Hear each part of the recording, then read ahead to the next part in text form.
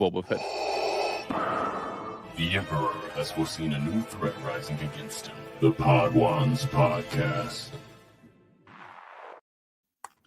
What's up, everybody? Welcome to the Podwans Podcast. Luke got married! What? No way. Luke, you kissed her, girl! Whoa! And I liked it.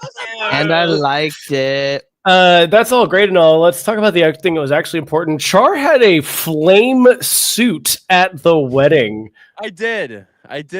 Char's... You want to see it? I don't know if anyone hasn't seen it yet.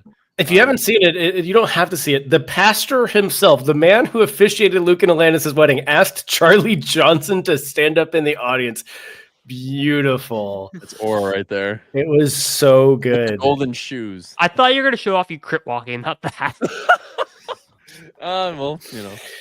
But Luke, Mr. Egan, how does it feel to be one half of a married couple? Great. It's not honestly nothing. Things have changed. It's like I've been telling people, the only real difference is I actually have a ring on my finger. It's just okay. Well, so do I, but it's not yours. He's the one. And you know what? And you know what, Char? It never will be. Anyway. Congratulations, Luke. You threw out the opportunity to be married to Charlie Johnson. That's the biggest mistake of your life. I hope you can live with that. I can live with that. But anyways, congratulations to Luke and Alanis Egan. Yeah, thanks. Thank you. Welcome to the grown up table. Interesting. Good take. Yeah, it was a lot of fun. Yes. Glad a lot of people made it out. We're very, very thankful for those that were able to make it out. And yeah, it was just a really fun night. With a lot of fun stories. Carter R2D2 really had a great time. He did a backflip and he landed straight on his ass. That was great. Hey, he would have done it if he didn't jump too high. This is true. He jumped a little too high. Too far. Here's the thing. He got further in a backflip than basically everyone else in the room could have gotten. So yeah, that's true. Dude, if I did that, I would have landed right on my head. No, I do love the moment when he did flip up into the air. Everyone was like, "Oh!" And then he hit the ground. Everyone was like, "Oh shit!" Props to Carter. Props to Carter and his purple, green, and pink ass. And the thing was too, it was so impromptu. Like he's like, look out, and then just did a backflip. He found a 5-foot opening. He was like, "Hey, check me out." But yeah, no, it was great. You guys had a great playlist for the reception. That was incredible. Yeah. We did. That was banging the whole night. What did you guys think of the lightsaber duel? Oh, that was cool. It was It great. was really cute. Yeah. I'm sad that Lannis's lightsaber deignited. Yeah. She had a limp saber. Gee, Luke, if only you had an Allen key set on hand. Oh, the one that's in my suitcase? That wasn't the problem. The one I own. Thank you, Luke.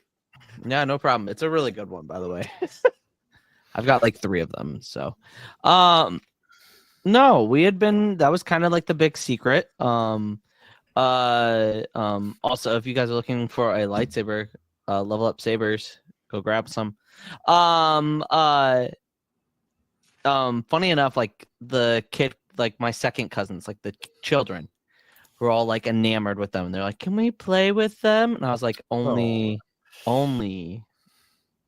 if you play nice. And they did. I think I remember that. You were sitting out talking to them, and I was at the bar getting a drink. I think it was yeah. And then it was one was rainbow, and then one was regular, and then they were just attacking each other. It was awesome. Yeah. And I got a Snapchat from my cousin's wife, and she was like, "Thank God for Amazon. We had lightsabers when we got home." And it was just a video of my cousin playing Star Wars with his kids. So that was kind of cool.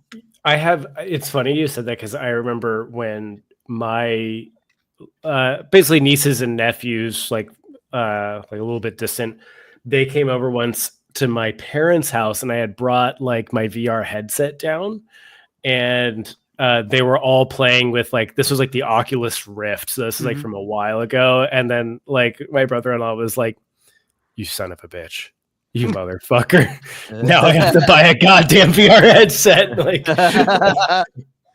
so he was like looking at like the headsets online while they were playing with it, and he's like, "Why did you do this to me?" And then after the wedding,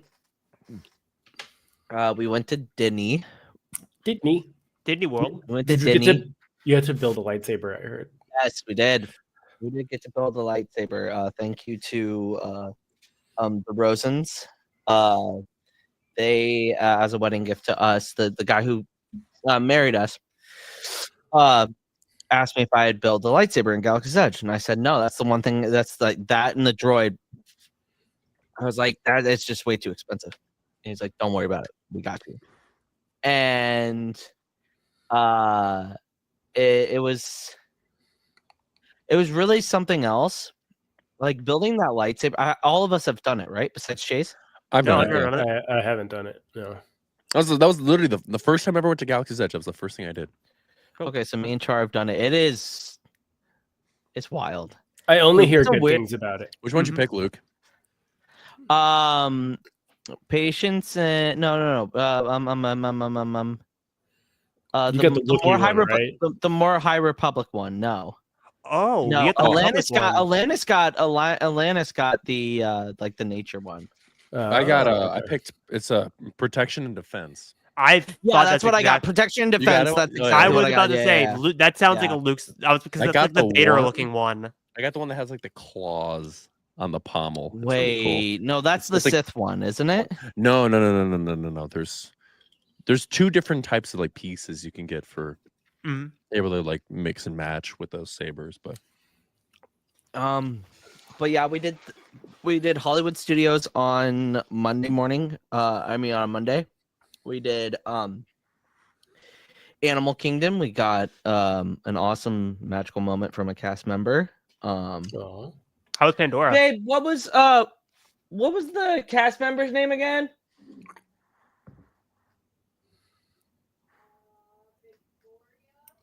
Yeah, I think it was Victoria. So, Victoria, if you ever watch this or listen to this, thank you. That meant a lot to us. Victoria. Animal you said. Kingdom, Animal Kingdom was pretty awesome. Animal Kingdom is legit. Honestly, Animal Kingdom. these are my Underrated. So these are my ranks. Hollywood Studio. So we didn't go to Magic Kingdom. Hollywood Studios, Animal Kingdom, Epcot. The reason why Epcot is number 3 is because it doesn't have. It has Guardians and then Imagination and then that's it. It's a You food didn't and drink go on park. Soarin', and you didn't go on any of those rides. No. You didn't We do went on Soarin'. the That's Imagination. Oh, We fair. did. No. Wait, we did. The Donald Duck Spanish ride. That was kind of fun. It wasn't very fast, but it was kind of like relaxing. It's pretty awesome. Are you more of a ride type person or like an experience type person? A little bit of both. I love Smuggler's Run. Okay. Guardians of the Galaxy is by far but we didn't go to Tron. I have a feeling Tron would be my favorite ride. Oh yeah, because that's at Magic Kingdom, dude. Tron is That's Magic awesome. Kingdom. There's a dude I've been doing TikTok lives with recently, Grief on TikTok, who's got a great Daria icon. He is like steeped in Tron lore. Like that's his favorite franchise. Like he's like semi new to Star Wars and has been reading the books, but he is like all about Tron. And it's like it's really interesting. Yeah, like people who like get super into Tron, it's very interesting because like there's like a lot of lore behind it. Like Epcot's really not. I mean, besides Guardians, is about it. I mean, but like, whatever. It's a food and drink park. It's really you're there to drink around the world and have fun with your friends. Honestly, if we would have gone to Magic Kingdom instead of Epcot, I would have been fine. I think honestly, when I did it last, I did Animal Kingdom and Epcot in the same day because they're both really half day parks if you think about it. Oh yeah, that's what Alanis was saying. Yeah. She was saying that it was. I would never black out at Epcot. Yes, sounds you would. like Vanessa. Sounds like you have blacked out at Epcot. So Vanessa started sounds in Mexico, from what it sounds like. not Canada. Oh, wait. She wasn't talking about herself. She was talking about Char. Oh No. She was talking about herself. Oh, okay. Anyway, so, yeah. So that was that, and then we came home last night, and I went to work, and here we are. So it was a fun experience. Thanks again for everyone that came out. It meant a lot to both of us, as Lana said in her speech. But yeah, now we're married, and here we are, and now the next big event, at least for a while, is Celebration 2027, where we all get to see each other again. Yeah. We have Maybe time to sooner save than up for that for Mando and Grogu. Vanessa, I'm trying to remember where we started in Epcot. I think it was maybe Germany or Morocco. I don't know. But Sorry. there's not really, like, as far as like getting back to Star Wars, there's not a lot Star Wars. Yeah. I think the only thing that happened was there was an interview that Mark Hamill did. That was a little That was weird. it was kind of weird, kind of interesting, where it's interesting that he's like not taking back what he said, but is just like, he's like just upset with fans in general, that like he can't express his opinions without people going insane about them. I also very much took that as like, this is the headspace I went into for Luke in The Last Jedi, not what I think. He went way darker than Ryan did. To be honest, what we got is probably the best case scenario. Yeah, I agree. To be honest, what we got was great. What he was suggesting is like Legends sort of adjacent. Like after Marjay dies, like he is soy boy Luke Skywalker after that moment. It's like, I don't dislike the idea, but like I think you said, it feels better suited for a book than a movie that like children are gonna see. Basically he's like, oh, he fall, I would have, if I was gonna have him fall that far, he should have like a real darkness in him. He should get married, and he should lose a child, and then the wife takes her life, and all of that, and that's how Luke falls. Kills himself with a lightsaber. Yeah, it's like a gun accident type deal, and I was like, it's a very interesting concept to throw into Star Wars. I wouldn't be surprised if we got a story like that, not involving Luke Skywalker at some point in the future. Oh, it's definitely possible. Yeah. Yeah. Like the meme of Luke Skywalker looking down the barrel of the lightsaber is like, like you could definitely have that story. Would I want that for Luke and a story? Like, I don't know, but like, it's interesting that he's put that thought into it. But obviously there's a certain side of the fandom that has run with that already. It's like, oh, see, he's verifying what he said all those years ago. The Last Jedi is the worst thing ever made. Even though, once again, they're clipping out of context, because at the end of the interview, he says he loved working with Ryan. That was his favorite director to work with. I wouldn't say they put out of context. They just misconstrue it. Yeah. Well, it's just like everything else that they do. What else is new? Yeah. Exactly. It's a much different take on Luke Skywalker, and I think that's fair for him to have like a thing. And I do hate that we have to talk about it whenever he opens his mouth. Yeah. Because like he doesn't have ownership of the character, but that is his character. Yeah. But and at the same time, like, this is like I love Mark Hamill to death, but like, this isn't the first time where Mark Hamill said something about like what he wanted to do with Luke, and I was like, what the fuck are you doing? Because we had this, and then we had the Return of the Jedi thing where he was like, he wanted like to turn to the dark side, and I'm like, it's just sometimes where it's like, okay, actors sometimes aren't the best. They don't understand. Okay. So here's the thing. Like, thank goodness that Mark Hamill isn't a writer or a director or anything like that. I'm not saying that he did what he said was wrong. I just don't think that's Luke, and that contradicts everything that he ever said about Luke Skywalker in The Last Jedi. He's like how he said he's like, I don't know if Luke would really do that, and now he's actually doubling down, saying, hey, they should have gone darker. Like, honestly, if anything, it's verifying that he didn't mind what they did with Luke. He wanted to go darker, which is even more Yeah, I think it stems from this like misconception that I think a lot of people, it's not just Star Wars fans, you see it with video games, you see it with other movies, like we're seeing it right now with Ironheart. Oh wow, That show got. I haven't seen it. I hear good things. I'm not a Marvel person, so I'm not going to weigh in it. But it's getting the accolade treatment right now. Yeah. But it's just like there's these people that I don't know how they get it in their heads where they think that like Rian Johnson and J.J. Abrams hate each other, or that George Lucas has like a dartboard with J.J. Abrams' face on it and Kathleen Kennedy's like, oh, they took it from me. Like that's not how this works. Like they're all like best friends. They work together. They're friendly with each other. They go get dinner with each other. Like Mark Hamill and Rian Johnson are friends. Like Dave Filoni and George Lucas are still friends. Like Tony Gore and Dave Filoni like each other. Yes, and credit each other all the time. And Dave, like Leslie Headland, is still friends with everyone at Lucasfilm to this day. Like, yeah. And it's just this narrative that people think that there's like this. Like, I guess they like because it is honestly so boring. It's just wealthy people who are in the industry. It's not that exciting at the end of the day, so people have to make it more exciting than it is. And I just think it's so silly. But there's Question. not, like I said, yes, Luke. Do you think this changes the circuit of him showing up to Star Wars Celebration 2027? No. Because it seems like the last couple of things that he has said, he's like, I don't want any. I think that question is more pertinent after the 50th anniversary of A New Hope. I think he will be there. I think that it is. Look,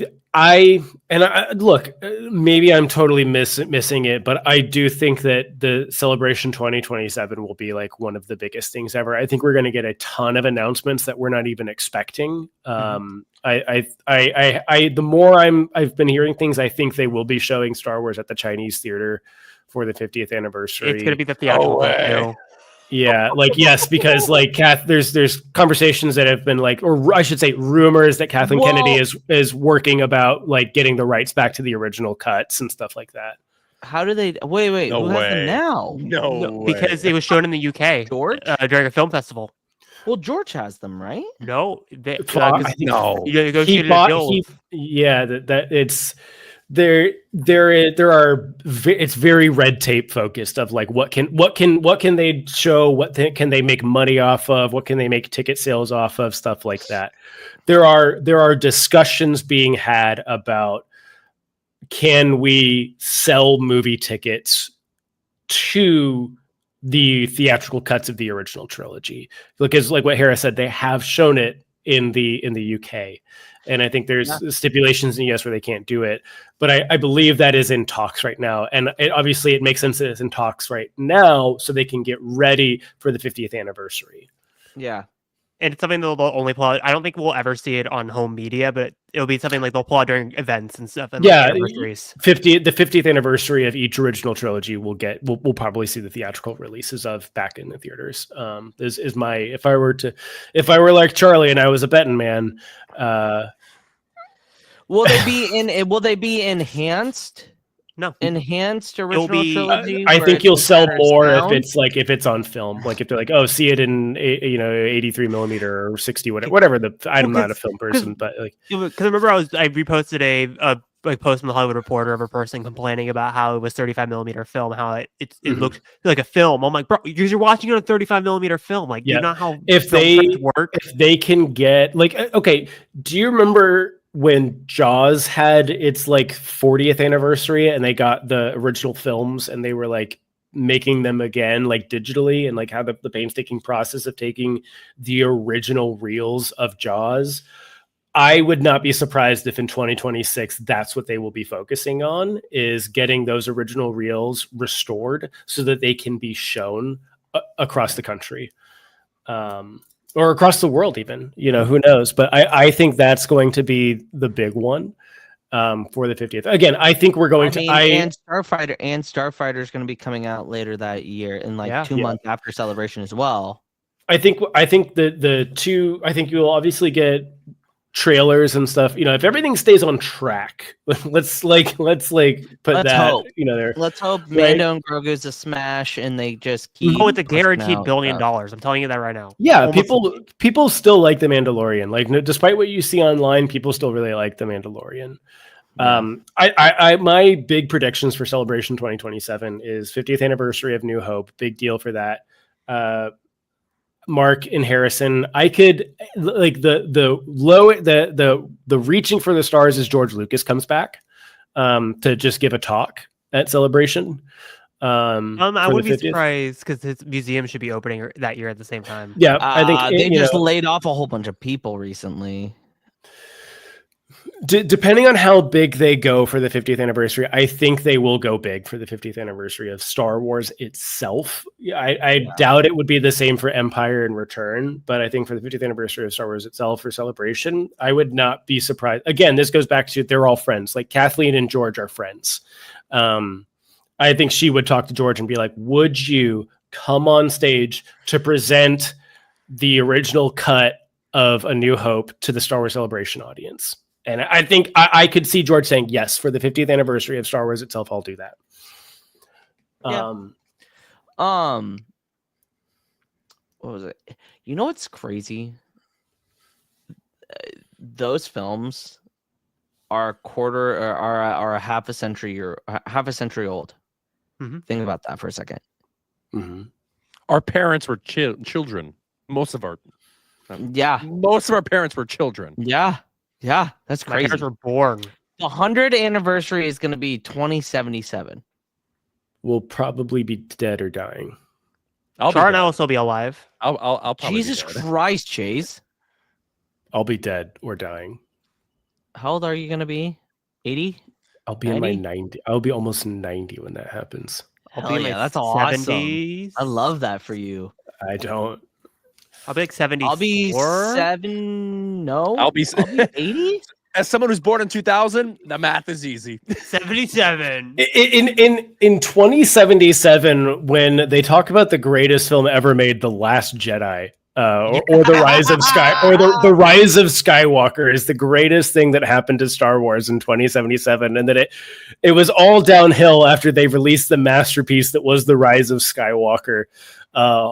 Only topped by Jack Black and Lizzo showing up in The Mandalorian. Oh yeah, that will be the discussion in 2077. Isn't it so weird to think about? Like when that time comes, like no one from the original Star Wars will be around. No one.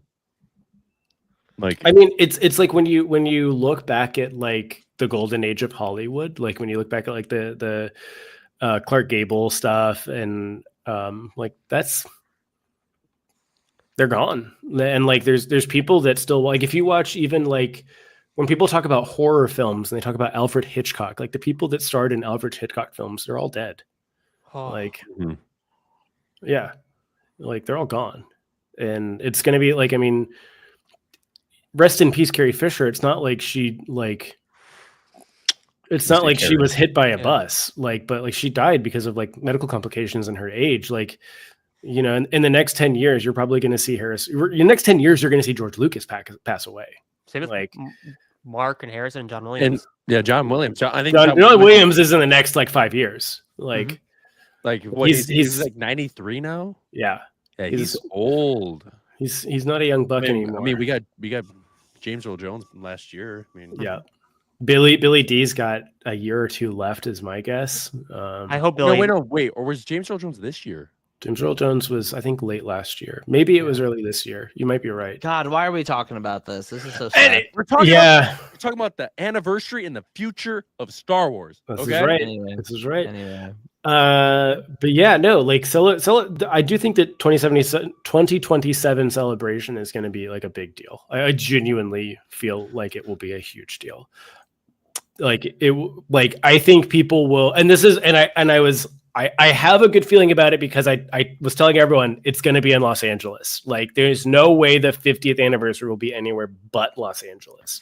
Well, okay, into Kenny's point, by that point, hopefully we'll be on the midterms. We'll be we'll be hopefully in a better direction. Yeah, So hey, and it's also LA, which is one of the most, if not the most liberal city in America. yeah, and Zohar Mamdani just won the primary for the New York City mayoral election. Lots of shout out to Mamdani. Yeah. Just fucking obliterated that piece of shit Cuomo. Rename the fucking Tappan Zee Bridge back to the Tappan Zee Bridge, you piece of shit. Beautiful bridge, by the way. Beautiful bike path on that bridge. It's a shame it's named after Mario Cuomo now. Anyways, I think celebration 2 years from now is going to be a big deal. That's like with Pep in the chat. Like, I mean, I doubt that there will be still protests by the time that comes. But if there is, then absolutely we'll be in the front lines, baby. Yeah, Haley and I went down for the No Kings in Seattle that literally ran right down Pine Street. Yeah, my parents actually went to one in Omaha. It's crazy. Wow. It's crazy how big No Kings was, like in places you weren't expecting. But it's just it's one of those things. Like I think that I think that with stuff like Star Wars Celebration, I think it's like these things will still go on. It's a different vibe. I don't think Star Wars fans would allow that to happen. Yeah, and the thing that I could see, maybe you'll see more Rebellion cosplays than Stormtrooper cosplays. Especially with things like Andor. Speaking of Andor, speaking of Star Wars, would you say that Andor and A New Hope are properly rated shows or movies? Mm-hmm. I don't know. You don't know? Tell me. Let's figure out a way that we can do this with every possible Star Wars show. Oh God! Hey, before Hereth makes any sort of opinion, keep in mind. Hereth snuffs spray paint. Spraying cans, yeah. All right, interesting. All right, so what are we doing first? Hereth sniffs spray paint cans. Okay, cool. Anyway, why is this not going up? How does Woody Page do? You sound, Chase. It sounds like a still issue. All right, this is very simple for all of you. Cover?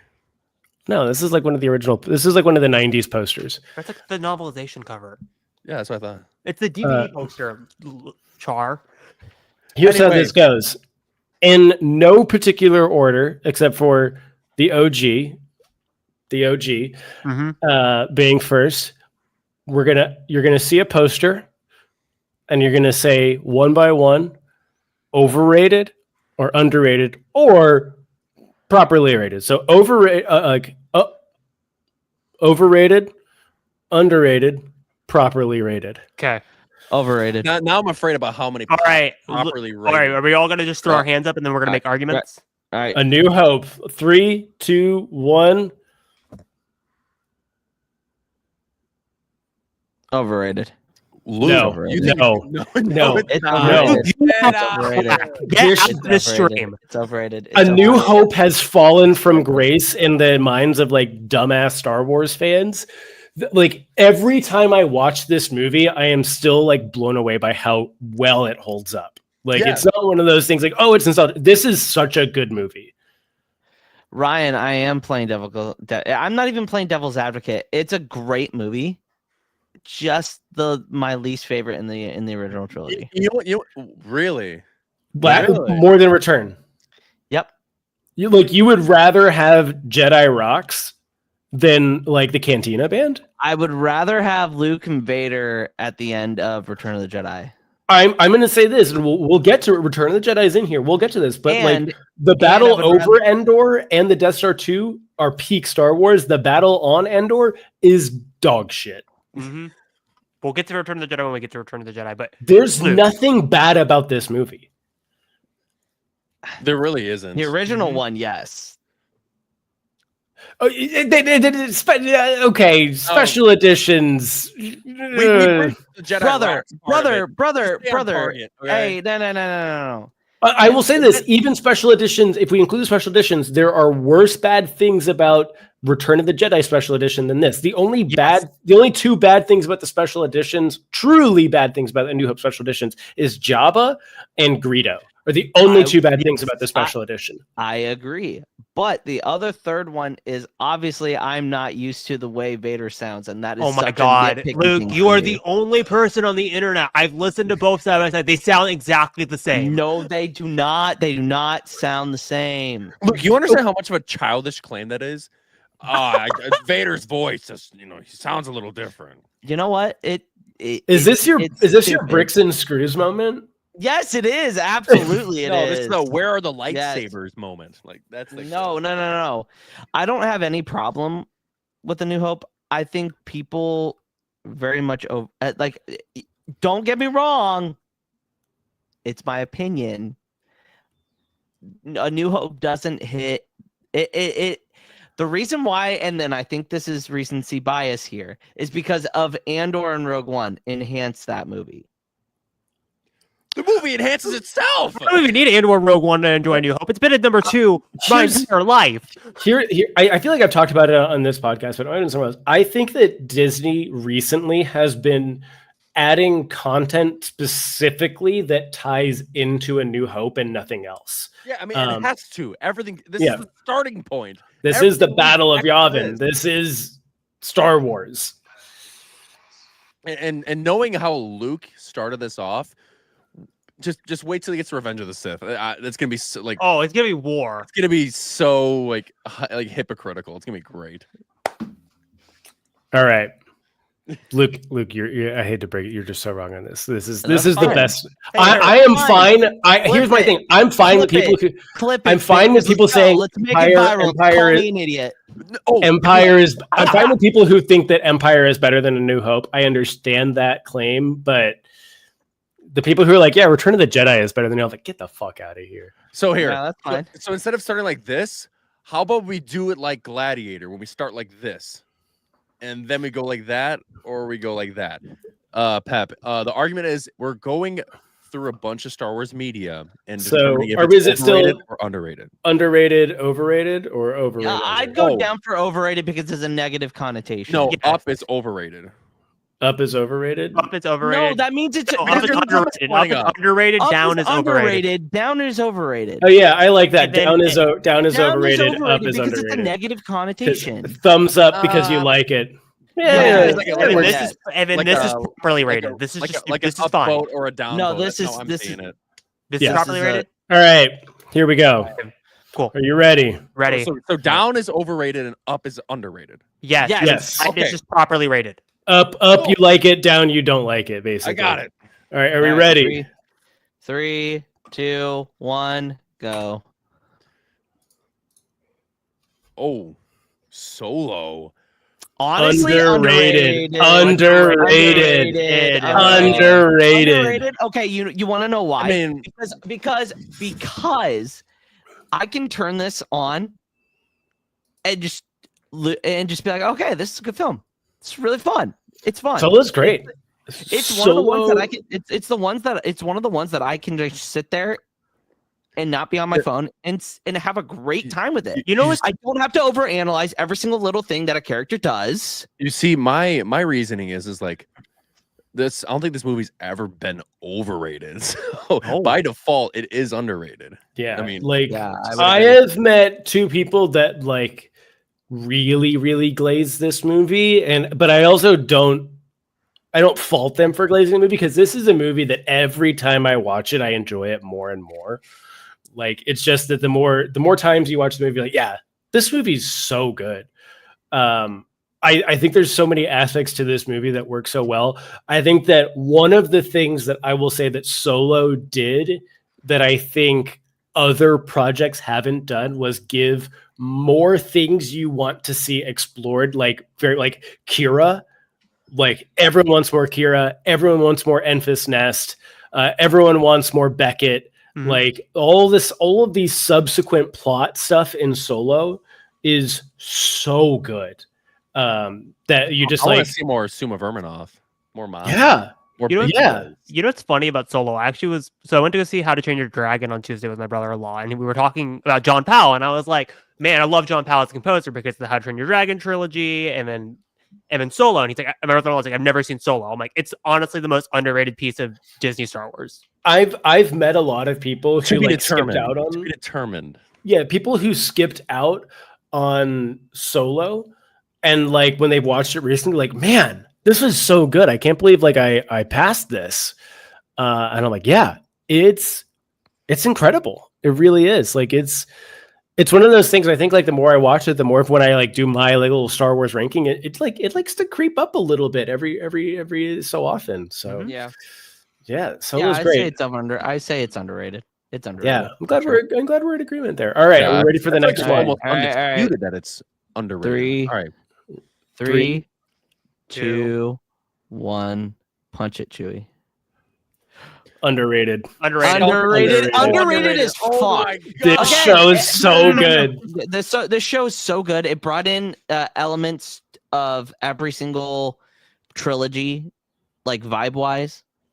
I really, really, really enjoy it. Again, same with Solo. I can take my hat off. I can take off my lore hat and just be a fan. I don't have to worry about how this is going to turn into something or, who's going to be the cameo of the week. It's a good, fun show. Yeah, and it brings you back to the original trilogy of, hey, let's be goofy, let's have fun, let's not take ourselves too seriously, and it does itself so well. Yes, this is a show that like works so well as a one season, one off. Like if we never saw these characters again, like their story worked so well. But if we got a season 2 with these characters, like it would also be we're super guaranteed to get a season 2 after what John Watts said today.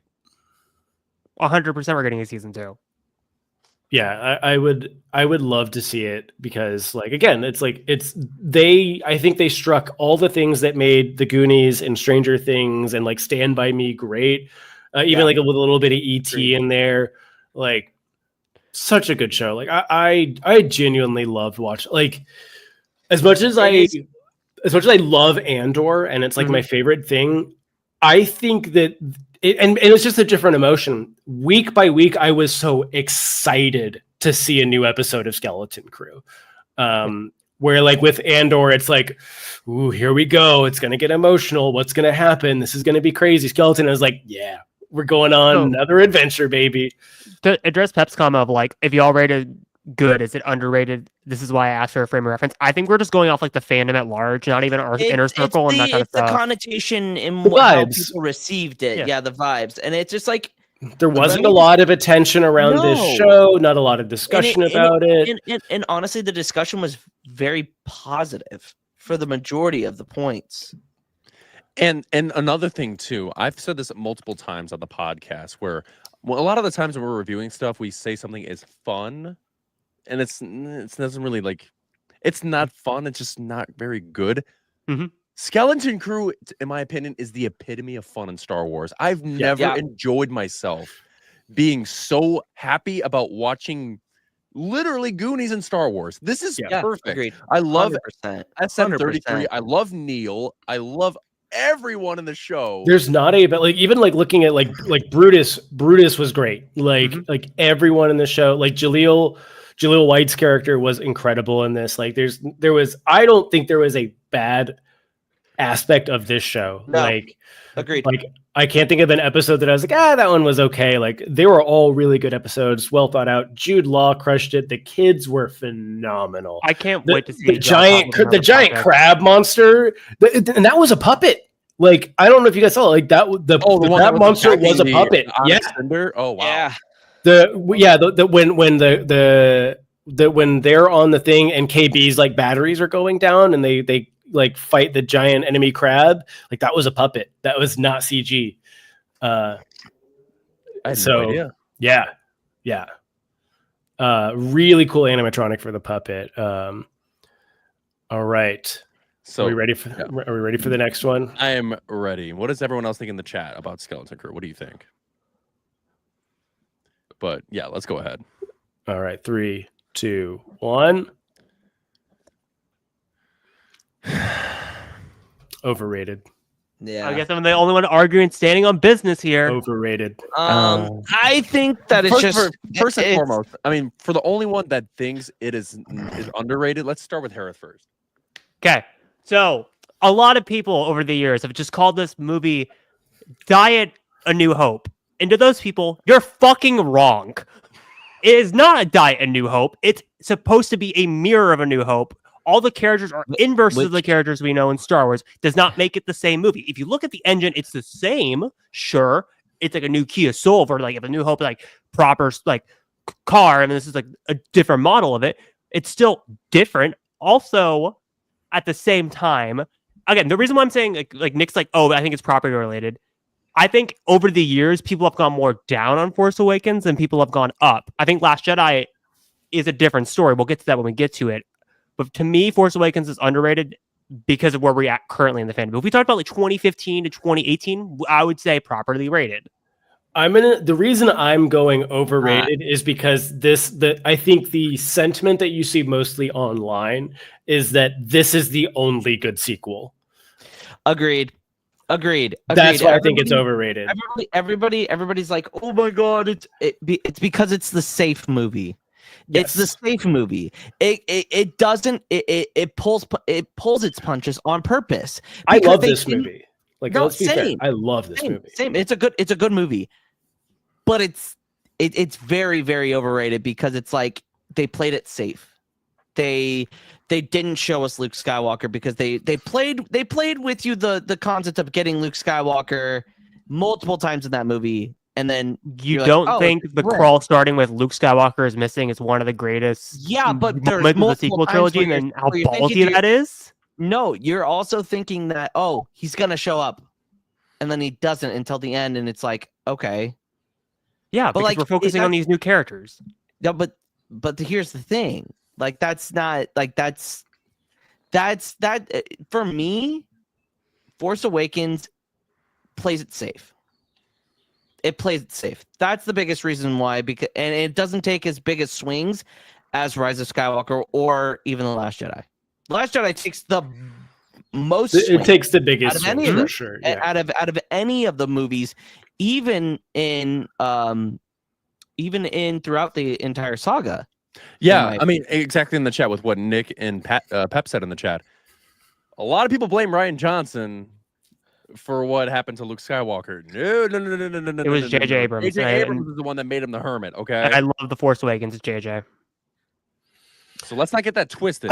I like both The Force Awakens and Last Jedi and how they go into them. I think that I am one of the few people that will say that I do think the sequel trilogy is a very good cohesive story. Mm-hmm. I think it's probably the most cohesive story of the trilogies, in all honesty.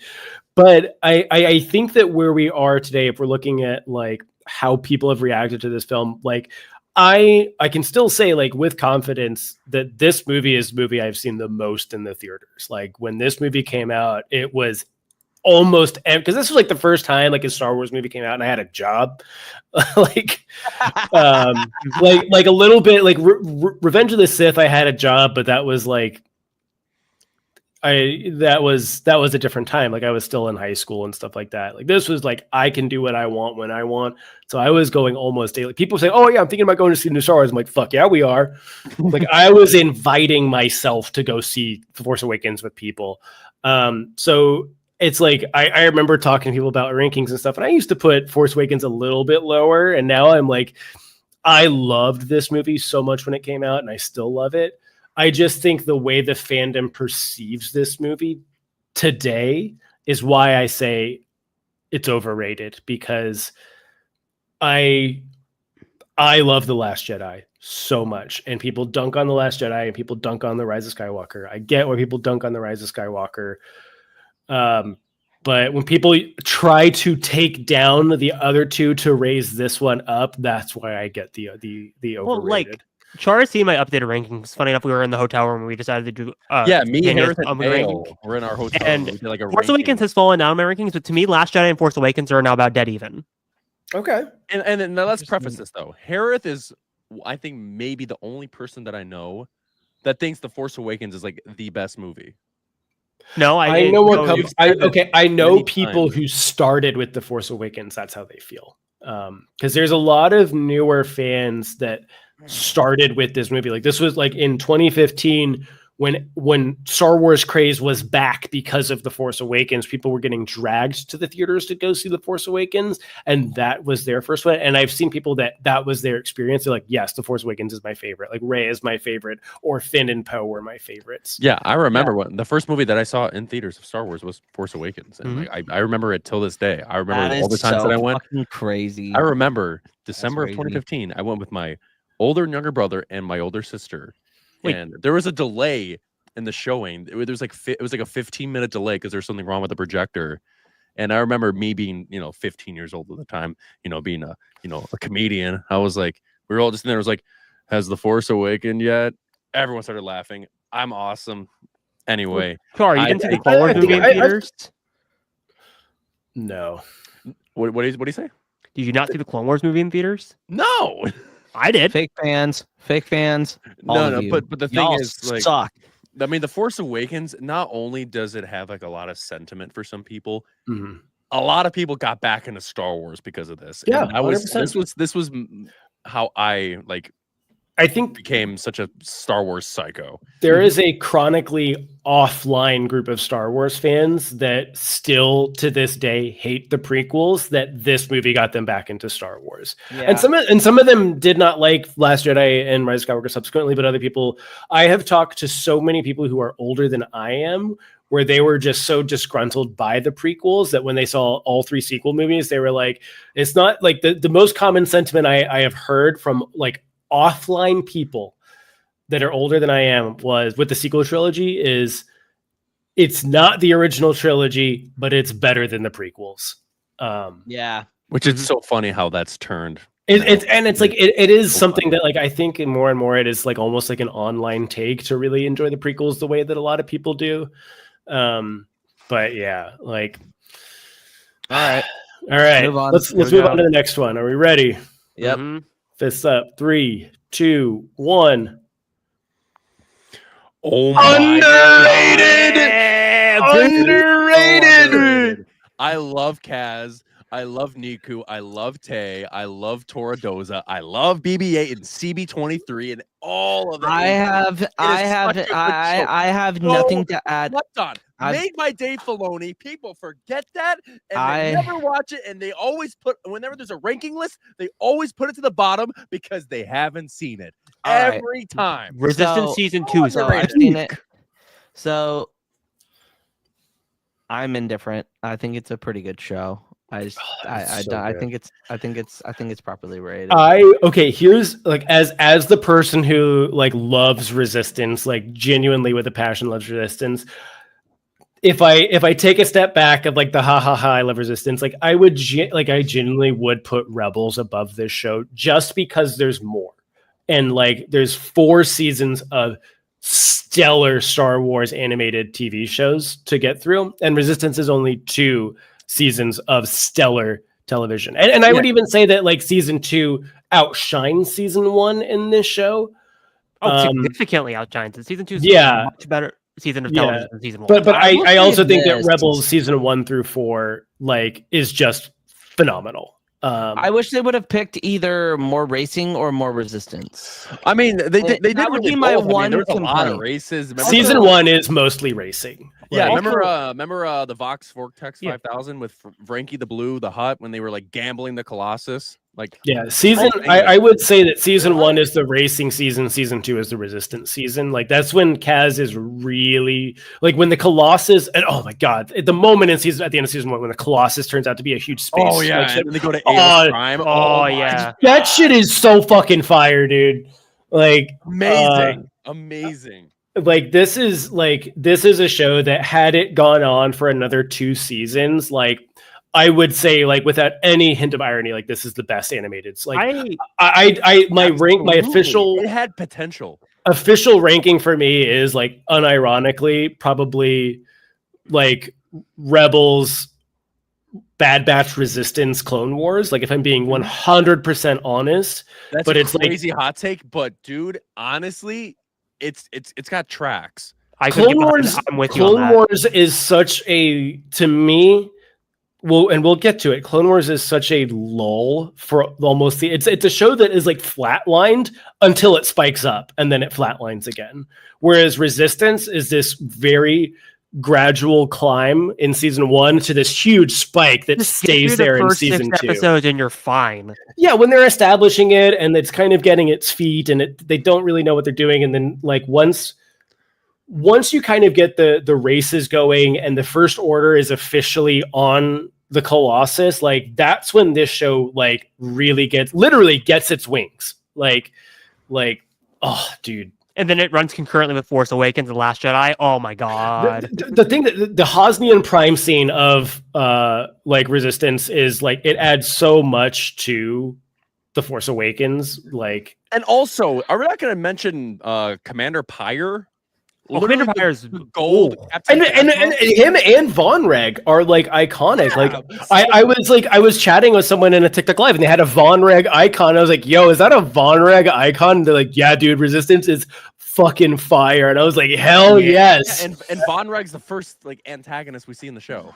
Like, like it starts off with Kaz trying to escape Von Reg, and it's got Oscar Isaac. Like Oscar Isaac's in it. Like, yeah.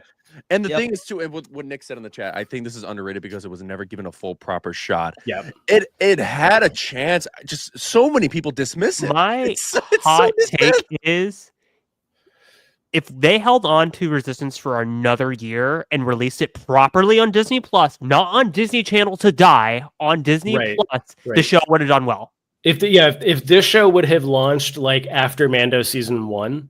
I think we would have gotten up to at least a season 4 with this show. Oh, we would have had a season 3 that ran concurrently with Tross, and it would have been at the Battle of Exegol. That would have been the finale. Yeah, which Kaz was at the Battle of Exegol and survives. So But anyway, love Resistance. Genuinely, this show may be more underrated than. I think this is the most underrated piece of Star Wars. Officially, I think this may be the most underrated. That's so many people just fist shove up, it to man. the side. All right, are we ready? One. Let's do it. All right, Luke. 3, 2, 1. Are we talking about the show or the movie? This is the movie. This is the movie. Properly rated. Everyone thinks it stinks, and it stinks. It's shit, and everyone knows it's shit. It's okay. I'll say it's overrated. You think it's overrated? Brother.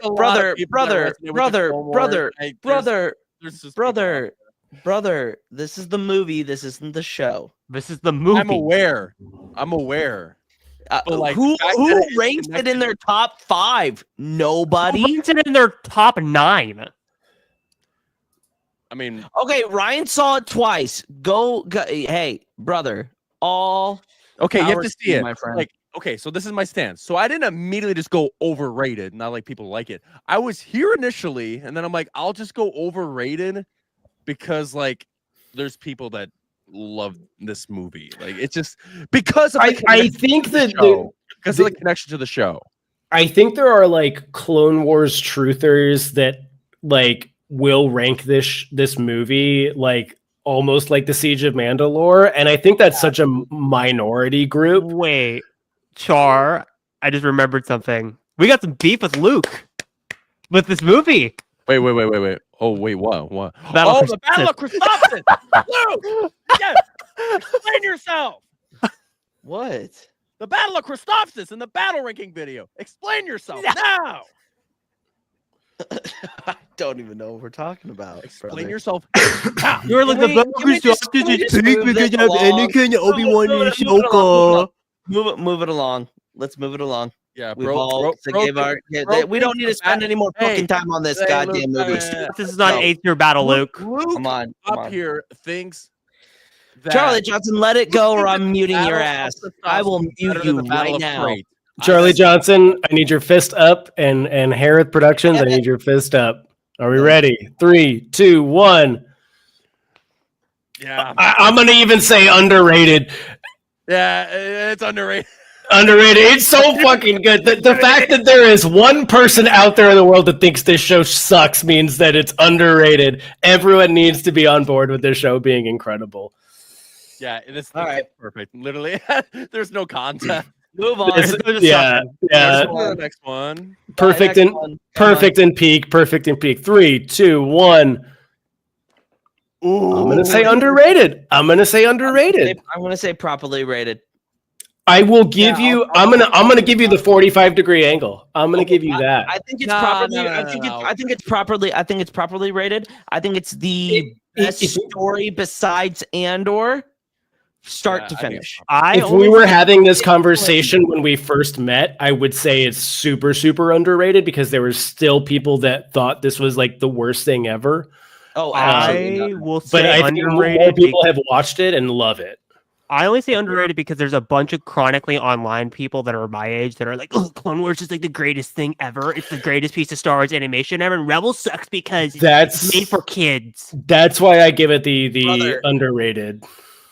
Like, if you're not watching, I will say this: if you're not watching Clone Wars and you're not watching Rebels because it's for children, you're missing out on some of the best storytelling. Dude, all of Star Wars, besides probably Andor. Star Wars animation. I'm saying people will watch Clone Wars. There are Clone Wars meat writers that hate this show. Of course, my argument. Of course, of course. There's always that's maybe the one negative. Like again, it's me being nitpicky. Like the lightsabers being skinny, but I also understand it because that's how the original trilogy was shot. I'm still quarry painting brought to life. I still think it's underrated because I genuinely no joke here. I do think Jedi Knight is like a top maybe top 5, maybe top 3 Star Wars moment. Like the Kanan sacrifice on the depot, unbelievable. The way it connects to the entire original trilogy is fantastic. Can we acknowledge that Rebels Season 4 is probably the greatest season of Star Wars next to Andor Season 2? Because it is. Okay, Luke, what's your challenge? What's your contest? I'm of the opinion that I think that Rebels' biggest strength is that from episode 1, season 1 to the finale of season 4 is consistently amazing. Like I think you obviously have these little bumps and stuff, and I'm one of the people like, oh, I think Iron Squadron is great, and people who don't like it are weird. I don't put season 4 that high above something like season 3, 1 or 2, right? I think they're all super good. Season 2 is my favorite of all. But even season 1, with the Grand Inquisitor, I think is phenomenal. I love long-haired Ezra. I think it's great. To me, season 4 is my favorite just because I think it's just all gas, no breaks from the Mandalorian Wars to the finale. It's just the Battle of the Fall. Amazing. Yeah. No, you're not wrong. There's so many good moments, but also I think that all good storytelling, all of those moments are made so impactful and so important because everything that came before it. And the thing is too, with Ahsoka out and with season 2 coming, you almost have to be required to watch Rebels to really resonate with these characters because they're such a important part. Yeah, kind of. I think that Rebels enhances Ahsoka. They're all, even Zeb now. When him and the Mandalorian. It's super important now. Ahsoka's in here, and we'll get to it. But I do think that the way I've always looked at it is that Rebels enhances Ahsoka. I don't because my dad watched Ahsoka and has never even heard of Star Wars Rebels, and he liked Ahsoka a lot. That's one of his Andor and Ahsoka and Mandalorian are his favorite shows, and he had never heard of Hera or Sabine.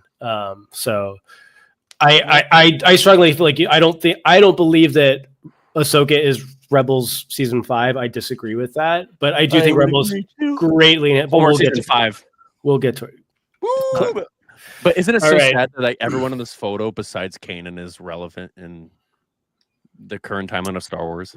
Don't remind me. I'll start crying. Don't do that. All right, ready? 3, 2, 1.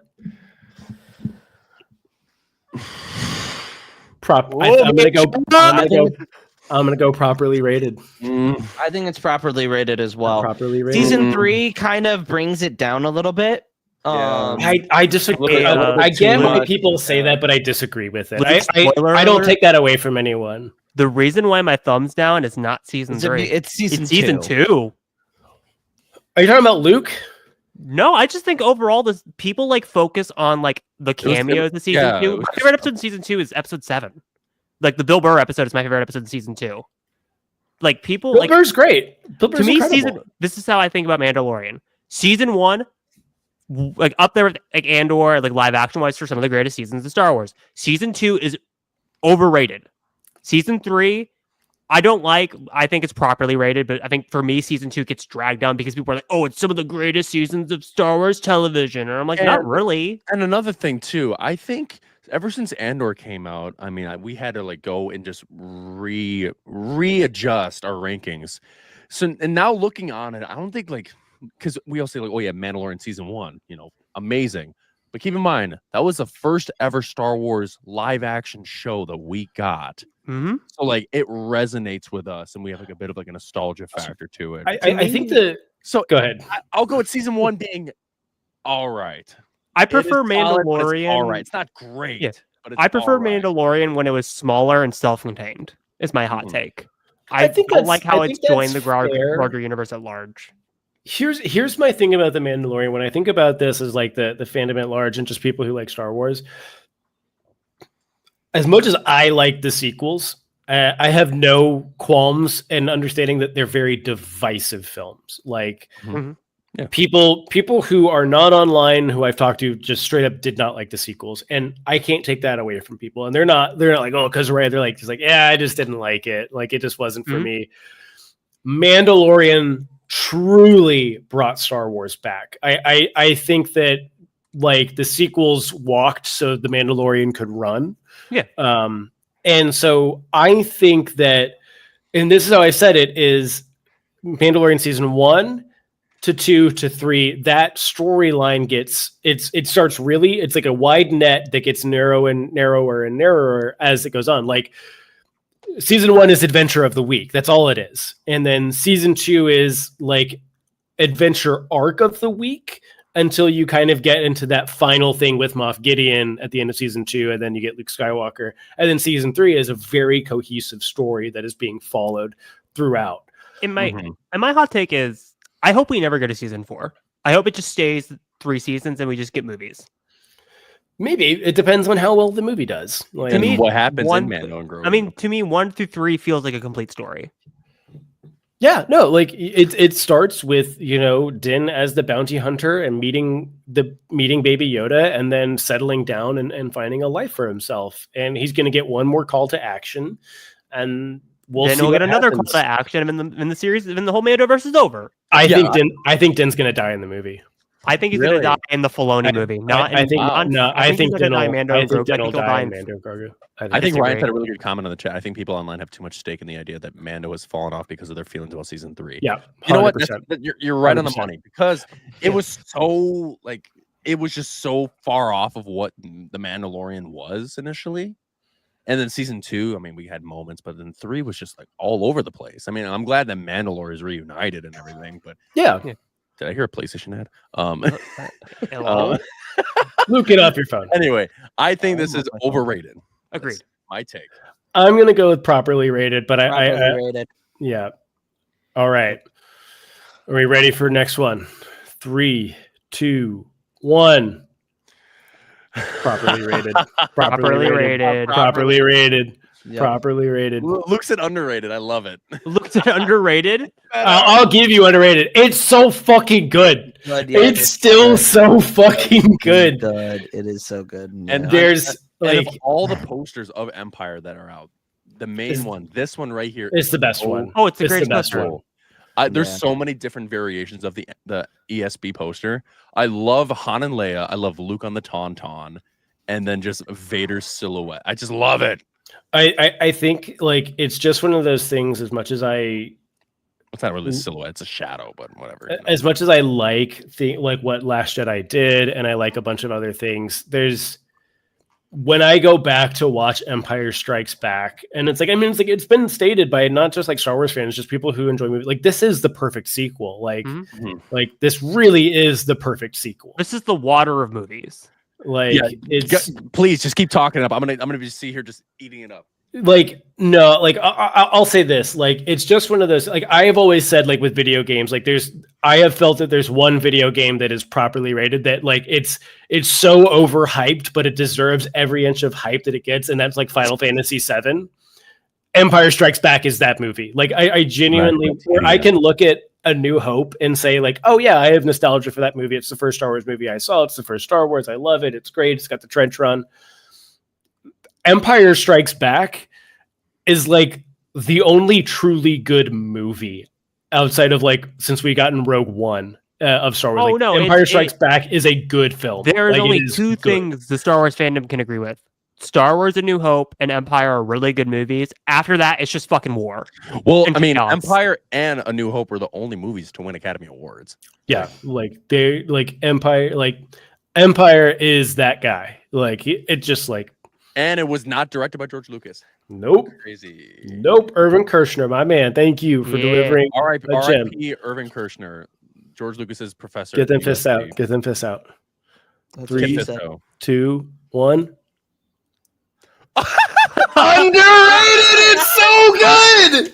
Actually, yeah, me and Atlanta. You have to watch this every Christmas. Yeah, it is great. It's like it's shit. It is dog water. It's so bad that it's wait, time out. It's so bad that it's good. It is. It really is. Chase, you want me to enlighten you? Lumpy makes it. Lumpy makes the movie. Please, Charlie, enlighten me. So you know how like we were like talking about like things that we haven't seen before? Yeah. Like You've never seen You've never seen the holiday special? Wait, I've seen bits and pieces of the holiday special. I've now watched it from start to finish. Oh, this Christmas, you need to fly to Seattle. Like you and Luke need to fly to Seattle. We will huddle up in my room. We'll get a fire on the balcony going. We are watching the holiday special. Go. Like this is the holiday special is not good. And I'm bringing drinks if that's the case. I often say like half joking but half serious. Like people who whatever your flavor of shitting on Star Wars is, the amount of people who like to shit on Star Wars that have not seen the holiday special, like do yourself a favor, put your perspective in the right spots and have appreciation for Star Wars, because the holiday special is not good. But I genuinely say it's underrated because not enough people in like our generations have seen it. Yeah. Like it's bad, but it's so much fun to watch now. Yeah, and it's crazy that this came before Empire. Like before Empire, we got Star Wars for a long time. I've heard so many stories. I've heard so many things about the holiday special. But Chase, let me ask you one question. Yes. If this thing is going to happen in Seattle, is it this year? This year? Yeah. Why not? Let me ask you a very important question. Will there be hot chocolate and graham crackers? Of course. I'm bringing my flight. Book my flight right now. All right. We got Nick. Where's Nick? Bring Andy Wise guy. Nick, you're in Vancouver. Just come down. Yeah, drive down. Bring your fucking little rascals down. We will watch the holiday special. Like no, like it genuinely is. Like it is. It's very bad. Like, I don't want to feel like I'm glazing the holiday special, but like all right. More people need to see it. All right, are we ready? Yep. 3, 2, 1. Overrated. Overrated. The most overrated. Properly rated. No. Luke.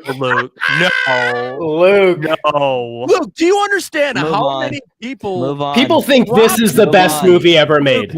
It's not. You exist on the internet. It's not the time out. Shut the fuck up. All right, if you're gonna yell at me, hey, if you're gonna yell at me, I get my time. This is like politics. Bitch. Give your speech. Give me your spiel. This movie is not one of the best Star Wars movies. That is for Empire and Empire alone. However, this movie is properly rated for me. Okay. Because I'm not a toxic fanboy and I know it's got its problems, but I'm going to love it anyway. I think it is Star Wars where it's like this is George Lucas really starting to try to get dark and have different tones that we hadn't seen in Star Wars necessarily since Empire. It works for exactly, me. Pep. So this is exactly what we're talking about. We're not talking about Yeah, personal. Luke. feelings. We're on the frame of the talking about the fandom, masses. Luke.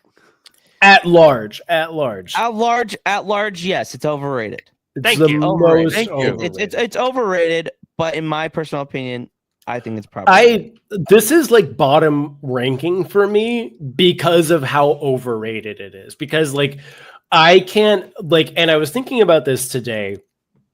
Like there was a TikTok I saw that was like, I don't know if you guys follow Jared on TikTok. He's like kind of a British guy. He really did our logo. He did our logo. Different Jared, I think. No, talks about Palestine. Talks about The Last of Us. Yeah, he did Same the logo. Yeah. Wow. Hot dog. Anyways, Yep. no, he had a really good thing about like, and he was talking about British men and how like they're very emotionally like cut off. And over the past couple of years, I've done a lot of TikTok lives with a bunch of people talking about Star Wars. And the thing that I have noticed the most about people who like say that this movie in particular is like the greatest movie ever, when you even try to like concede with them about like the positives of this movie, their appreciation of it, and it's typically young men, typically young white men, like me and Char. It is so Great surface movie. level their understanding of this movie. Like Yep. I do enjoy this movie. Like there are like when I went to go see it for the re-release and I got my Darth Vader helmet, like I was smiling ear to ear the entire time watching this in the theater again. But like when I try to have a conversation with someone who thinks that like The Last Jedi and The Rise of Skywalker ruined Star Wars, and then I try to talk to them about The Revenge of the Sith, which they think is the best thing ever, they don't even realize that like Padme has a reduced amount of screen time. They don't even realize that like it doesn't actually connect into A New Hope essentially at all, except for Luke and Leia. And like the dense the dense misunderstanding, I guess is what I would probably say, of this movie has just driven it so far down in my rankings list that it's almost like depressing, because like I used to love and cheer for this movie. Like when prequel hate was at its peak, I would be like, I get what you're saying about Phantom Menace and Attack of the Clones, but look here. Mhm. And it's people have taken this movie and just screwed up. I don't want to fandom get to with like it. my take quite yet, but to me, I put Revenge of the Sith on the same tier as Return of the Jedi. So do I. Very far at the bottom. And I should preface, I put Special Edition Return of the Jedi almost at the bottom. Like it's above Revenge of the Sith. I'll take it one step further. I put Revenge of the Sith on the same tier as theatrical cut Return of the Jedi. They have equally as much problems as each other. And and then here's the thing. And then also I remember walking out of the theater after seeing this movie, calling Hereth, and then I see what Pep said in the chat. And when Chaco came on for our Andor discussion, and we were talking about, what were your thoughts on, how Andor impacts Rogue One, and how, like, we all saw Revenge of the Sith in theaters. And Hereth and I, our conversation went exactly with how Chaco felt. Chaco was like, after Andor, Rogue One is like in my top 3. Revenge of the Sith dropped for me after seeing it. Oh, it dropped off a cliff. It's been off a cliff for a while. I think Pep, saying that Order 66 and Battle of Heroes is a lot of heavy lifting. I agree. I think that is a lot of heavy lifting in this movie. I will say the final act of Revenge of the Sith and the final act of Return of the Jedi are unmatched. Like they are so good. There's a lot. It's the same. It's like really good first act, really boring second act, really good third act. My whole thing is that it's overrated in the sense of toxic fanboys putting it up the top because they don't want to have a serious conversation about the problems with this film. No, because they don't. According to them, it doesn't have problems. It does. It absolutely does. And and if you don't admit that, then you're just plain stupid. I mean, I grew up when like this movie came out when I was 10, like or 9, and I was like, holy shit, this is the greatest thing I've ever seen. It's the greatest thing I've ever seen. Like, and my biggest critique of that movie is that we could have gone without Yoda and Palpatine and just stuck with Anakin and Obi-Wan the entire time. The Yoda Palpatine their movie. So these terrible. It's these two movies. It's this movie. Those two characters are up front when it should be the big three of Anakin, Padme, and Obi-Wan, which they attempted to do before the fight started. But that's my biggest gripe with this film, is that I feel like we are taken away from the main point of the story, because we have to give Yoda something to do to make his line in Return of the Jedi much more meaningful. It feels like fan fiction. No, okay. Here's my thing. If gun to my head, if I had to trade Yoda and Palpatine for more Padme, I would take Padme 100 times over 100. That being said, I've never been the biggest critic nor the strongest defender of backflipping Yoda, right? I do love the symbology and visual storytelling of Yoda versus Palpatine. I do love the idea of throwing the Senate chairs, literally throwing away the Senate, tearing it down piece by piece, what Palpatine is doing. And I love the fact that it is Yoda. It is what people view as the best Jedi and then the best Sith, or the worst Sith going at it. It is, and I think having the Battle of Heroes playing in the Senate building as they're fighting, I think it's very impactful. I think you could have, the fact that it's Yoda doing backflips kind of adds a little bit of goofiness to it, but I love the impact of storytelling that's my thing. Like, I then give it its own breath. Don't cut it in between. And I get why they did it, because that's Star Wars. They cut from one, they do it in every third film. Yes, they're following the formula of Return of the Jedi. They're following the blueprint, and I understand that, but it's like, it's frustrating. Like, that's the biggest gripe that I have with this film. I think it's overrated as hell. And this is from someone that loves this film to death. Like, the writing sloppy, the CGI, they could have gone with less CGI, but that was the whole point of what Lucas was trying to do with the prequels. It's like, hey, look what we can do with technology. Here we go. It was just overload. I agree with Chase. Like, gun to my head, like, if they're like, you could have the Padme deleted scenes or Yoda Palpatine, I'm taking the Padme deleted scenes and getting the fuck out of there. No, yeah, exactly. We've already got emphasis that Palpatine is powerful. He literally fought off and killed 4 or 5 Jedi on his own. Fought off is a strong word. But, like, you know what I mean. I know what you're saying. Sheer execution. I just don't. I just don't think that. That again. This is so minute. This is so minute. Oh, if we're talking about the worst battle in this movie, it's not Palpatine Yoda. It's Obi-Wan Grievous. Oh yeah, absolutely.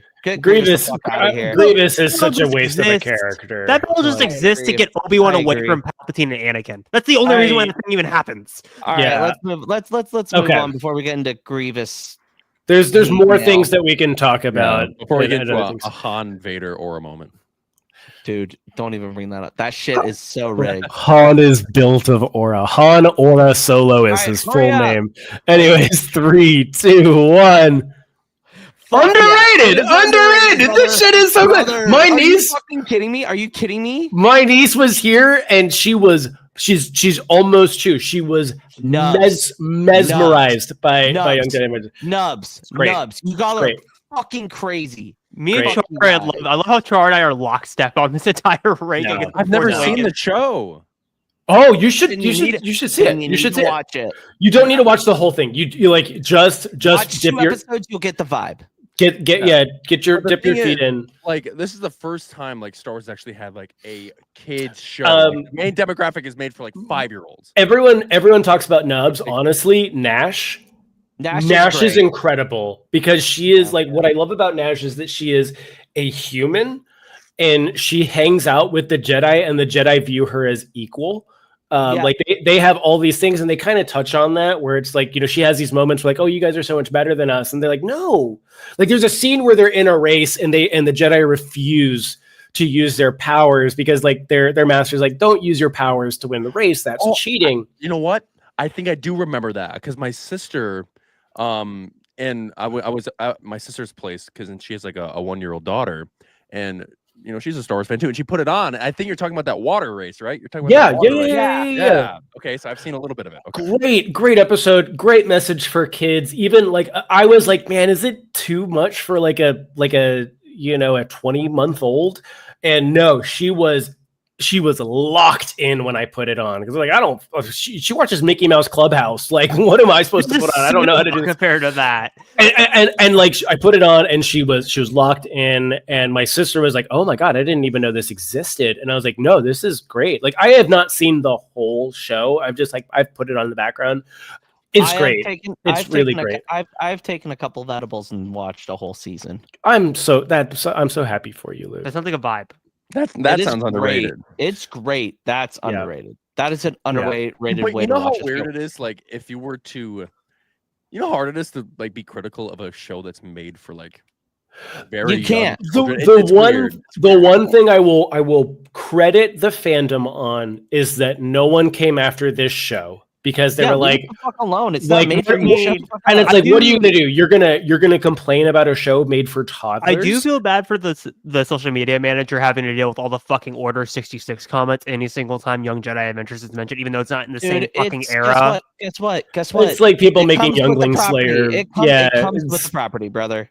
You gotta push past that. Yeah. All right. Great show. Watch it if you haven't. Love Young Jedi Adventures. Love Nubs. Love Nash. All right. Are we ready? Yep. Please give me something good. 3, 2, 1. Underrated. Yeah, I would agree. Underrated. 100%. Underrated. 100%. Because everybody hates it because it's janky. Blah blah blah. Blah. Fuck you. I love the fact that everybody throws out, oh, somehow Palpatine returned. Like, motherfucker, he's the one that makes the most sense. Everybody wanted to be Plagueis. Everybody wanted to be Snoke. Like, it makes sense. The man is the Phantom Menace from the very fucking beginning. Sure. Why do you think it's properly I want rated? Charles' opinion on this because I want to see him I saw him throw it properly rated. This movie's very low on my ranking, and that's fair. And I know a lot of people that just do not like this movie. So, like, to say that it's underrated, sure, the movie's got its moments, but my God, like, to me, this is the weakest link of the ST. So, when you see all of the pieces and like when you like literally the first 10 minutes of the movie is on crack, like, the pacing of this movie is on crack. There's like This is a weird one because I would say as much as I enjoy the film, I do think Attack of the Clones is the weakest link of Star Wars in general. Oh no, Attack of the Clones is by far my least favorite movie. Rise of Skywalker is its neighbor, right there.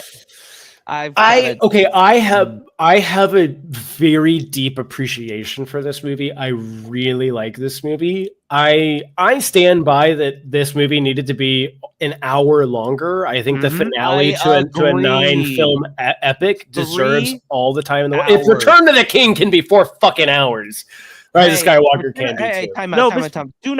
Do not throw shade at. That's not throwing shade. I'm saying that also, if you can have a movie that people watch that's 4 hours because it's the finale. Same way with Revenge of the Sith.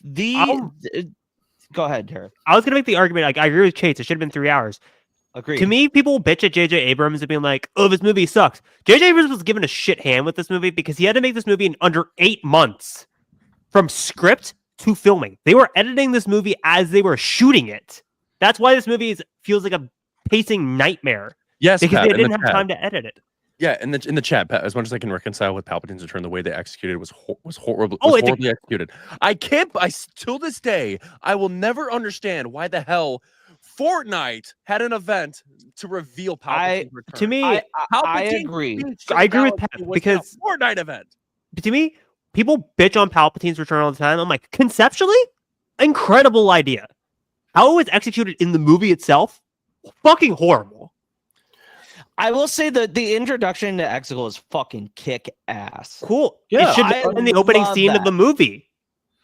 Here's my thing. Are you saying wait, time out, Chase? Hereth, say that again? Did you It say should not have been the opening scene of the movie? It should have been the ending of the first act. That is something first act. That is something you built up to. That's not something you just drop as the opening scene of a movie. Well, it's because they dropped it on Fortnite that we knew that it was going to be. That's what I'm saying. They should have built up to Palpatine's return. Shouldn't have just been like, oh, it's in the crawl. I wish they did not do that as a Fortnite event.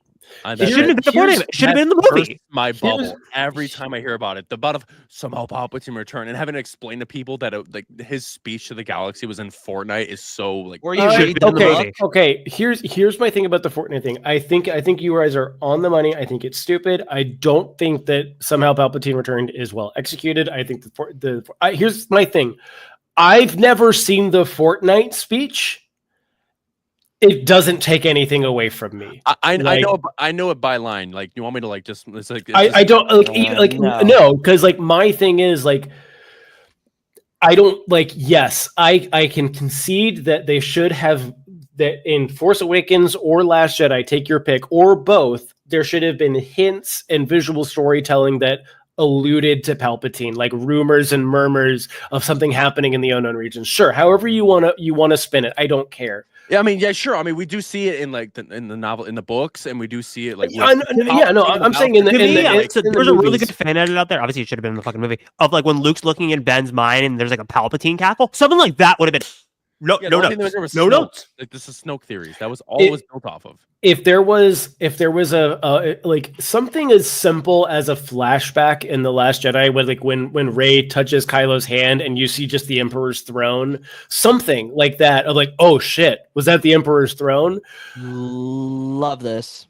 Yeah, love this. Have that playing instead of the music, or like have that playing with a smaller bit of that music. Well, the reason why I said what I said is because I feel like the novelization did it better. Was slowly building up the Palpatine's return and have that be the ending of the first act because you get the politics of like Hux and Kylo and why they're at war with each other and like that should have been in the fucking movie. You get more with Rey and Leia and their relationship. Obviously, it was limited because of what they could have done with the movie. You get more Finn and Poe like that.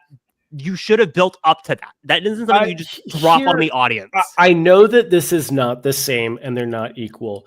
To me, I had there's two things about like Palpatine returning that have always like bothered me about the fandom's response to it. Is number one, Maul exists in the Clone Wars and has continued on. He somehow returns because he got angry at Obi-Wan when he was falling down the shaft. I think that's equally as fucking dumb. And number two, and this was the same issue with the prequels, is the Attack of the Clones ends with this massive Grand Army of the Republic, and you're like, oh man, we're getting the Clone Wars. They talked about that. And then fast forward to the beginning of Revenge of the Sith. Oh, the Clone Wars are ending. Mm-hmm. And then you get a 7-season show that explains about the Clone Wars. And it's like, to me, it's that I understand they're not one-to-one comparisons, but I think they're equally stupid. My two things about the Rise of Skywalker, and it's not to say that I think it's the greatest thing ever. It's not super high on my ranking either. It's in the middle for me. Is I think it's a great Star Wars film. I think it's a bad finale to the saga. I think if you rearrange it however you want, butterfly affect it however you want, you put this anywhere else in the saga and people would like it. I also think, like I said, I think this movie needed to be longer. I think that people hyper fixate on somehow Palpatine returned and they fly now. 100%. And there's 100%. So much more to this movie than just those two moments. Chewie's death is a problem in the fucking movie because like they don't even let the audience sit on it for more than a minute. I've even timed it before. I'm like, Chewie's death. A minute and 20 seconds passes, and I'm like, oh, Chewie's alive. I'm not gonna say there's not issues with this film. But like when I look at something like Phantom Menace is my favorite prequel. I could, like, if I had to go down the box of like issues with movies, the Phantom Menace and Attack of the Clones and Return of the Jedi Special Edition have so many more cinema sins than The Rise of Skywalker does. Like I feel that very passionately, like that. Yes, there are issues with this film. The Rise of Skywalker will never be my favorite film. But the thing that Rise of Skywalker and Attack of the Clones have is that the people who put Attack of the Clones and Rise of Skywalker at their top, like at least in their top 3, are some of the most interesting people to talk to. And they have the most insight on these movies. And I think those conversations are exponentially, like infinitely more interesting to hear. And a lot of my appreciation for Rise of Skywalker comes from people who are like, this is my favorite movie. Like Haley's got Rise of Skywalker pretty high up there. Like she loves and adores Rise of Skywalker, and like talking to her about it. It's my favorite. It's my favorite sequel movie. That's fair, because like again, the people who have that, I think they have. Wait, more do we all have a different favorite sequel movie in this? In our, I got to guess. Like, mine's Last Jedi, Force Awakens. Like Force Awakens and Rise are kind of tied for me. Like Force Awakens, just because like I saw it so many times in the theater. I'm like ranking. I'm saying like we each like a different movie. What? Do you? So I like Rise of Skywalker. Char and Chase love Last Jedi, and I love Force Awakens. Yeah. That's what he means. Yeah, I think so. Yeah. Last Jedi is my favorite sequel. Like, there's no contest in the favorite sequel for me. It's The Last Jedi. But I'm kind of curious. I mean, I'll have you guys answer in the chat answer. How many times did you go see this movie in theaters? 4 times. I was 4 as well. 4 times. Wait, twice. I've seen this movie twice. 5 times. You know, I'm gonna throw this out there, and I think I've talked about this. Bale's not here, but my old roommate and I, before we went to your wedding, we got pizza with my old roommate, and when I was living with him, I went to go see Rise of Skywalker like opening night. Like, are you kidding? I'm not missing out on like the finale of Star Wars. And then I get home, and I remember distinctly being in a Discord server, and there's like this girl that was like, I'm so heartbroken. She was being like so fucking dramatic about this movie. And I saw all the stuff coming out online. And then my roommate was like, oh, what are you doing tonight? I was like, oh, we should go see Rise of Skywalker. And he's like, oh shit. Yeah, let's go see it. We get in the theater. I sit down. I look at my roommate and I say, are you ready to watch what the internet has called the worst movie ever made? And he's like, hell yeah, let's do it. Credits roll after the lightsabers are buried in the sands of Tatooine. He looks at me and he goes, people are seriously upset over this? What the fuck? Yeah. And I'm like, yeah, people are upset over this. And like, even talking to him like today, he's like, yeah, I went and rewatched it. And I'm like, he's like, it's definitely not my favorite Star Wars movie. Not even close. Like, he's like, I'd probably put it really low, but he's like, the fact that people think it's that bad is insane. Yeah, I agreed. All right, let's move on. Okay. Go ahead. All right. Fist sound. I keep trying to click out on the stream and not the actual window. 3, 2, 1. Underrated. Ooh, properly rated, baby. No, underrated. I will go underrated. I will go, as it being my least favorite, I will go underrated. Leaving it as somebody that has as somebody that loves the Clone Wars, the beginning of the the back half of the movie is solid. This movie has the most issues of any Star Wars movie. Oh, I think there's no getting around it. There's no getting around it. The way I looked dead past here. Eyes when Luke was like, second half of the movie, great. And then Harry's just like, that's turning into a clip. This is the most flawed Star Wars movie. I think there's no getting past that. Don't let my wife hear that. Most flawed does not mean worst, because I have the hot take of the prequels get worse as they go along. Like Phantom Menace at 1, 2 at 2, and 3 at 3. Anyway.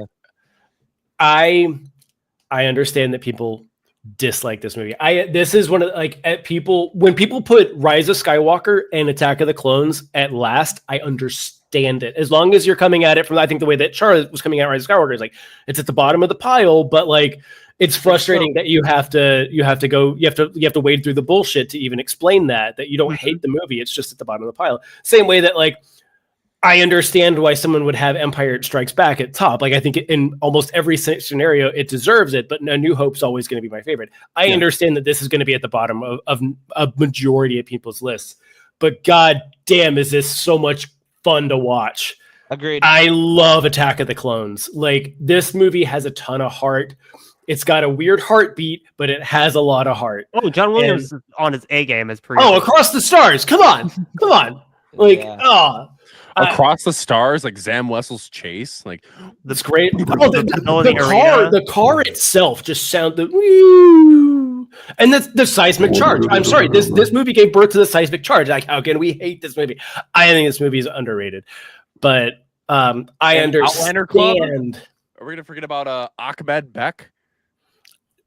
We got Dex's Diner in this. Yeah, Dex's Diner is very underrated. But anyway, all right. Wait, Ryan, I said Char uses the same language I do. Least favorite. I'll never. Least favorite is I think is a least favorite is a much better term than worst movie. We'll say least favorite then. Too deep. I mean, because Attack of the Clones is. Yeah, like Revenge of the Sith is my least favorite movie. I still love Revenge of the Sith. Are you crazy? Yep. All right, 3, 2, 1. Underrated. The most underrated live action show. Time out. Don't remember. I'm keeping it as underrated, and the reason why. All right, you can stop that. Charlie Johnson, sit down. I recently rewatched this whole series from beginning to end. It has its problems. Sure. God damn, is it fun? Just like I have no problem saying I don't like Space Vespas. I genuinely dislike the Space Vespas. It's a fun show. I can turn it on and I can be typing on the computer. I could be doing something. It's the greatest background. I'm gonna bring up these TikTok lives again because I was talking to great background noise. The first 2 episodes are peak. This show itself is fucking incredible. But here's the thing. Talking about those TikTok lives again, I was talking to someone and I was talking about Book of Boba Fett. And I was like, oh yeah, I love the Book of Boba Fett. They're like, Book of Boba Fett. How do you like that show? I was like, it's incredible. And they're like, they made Boba Fett so lame in that movie. And I was like, he fucking rides a goddamn Rancor. What are you talking about? And they're like, what? I don't remember that. And I'm like, you piece of shit. You didn't watch the fucking show.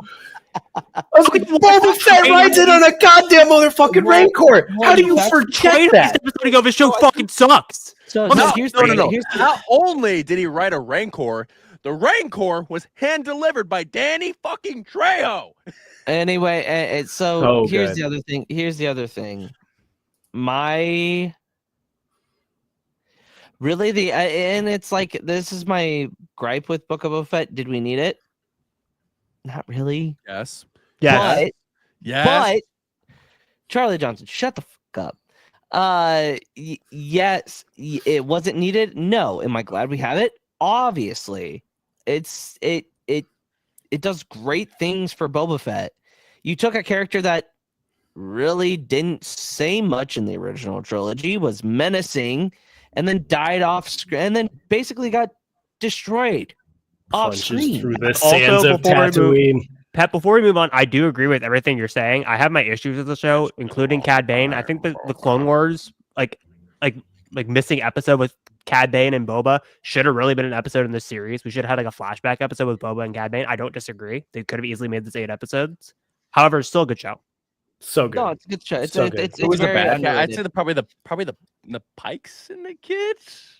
But Fennec Shan like stringing up a pike at the end. Oh, fucking hell yeah! Like the Pikes the reason why all the Tuskens died. Like Fennec Shan like strung up a pike so that Chimere could fucking snap a neck. Like I know we're praising Fennec Shan. Like I do agree with the criticism that Jon Favreau can't write women for shit. I do agree with that criticism to an extent. Like Fennec Shan should have had a bigger role in the show. Sure, yes, but it is also called like the Book of Boba Fett. Like, yeah.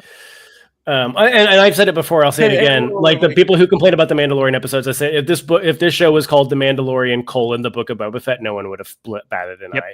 Agreed. 100%. Great show. Can I name any of the Pikes? Well, the Pikes were The Pikes hired the Kenton Striders to kill all the Tuskens. The Pikes were the reasons why all the families on Mos Espa were going after the daimyo.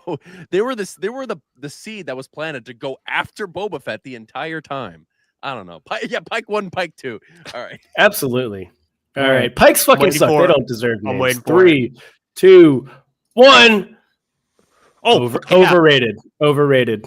Overrated. Did you go underrated? I'm about to jump through my screen. Up is down. Overrated. My bad. Overrated. Overrated. Properly rated. Oh, Luke, really? no. Really?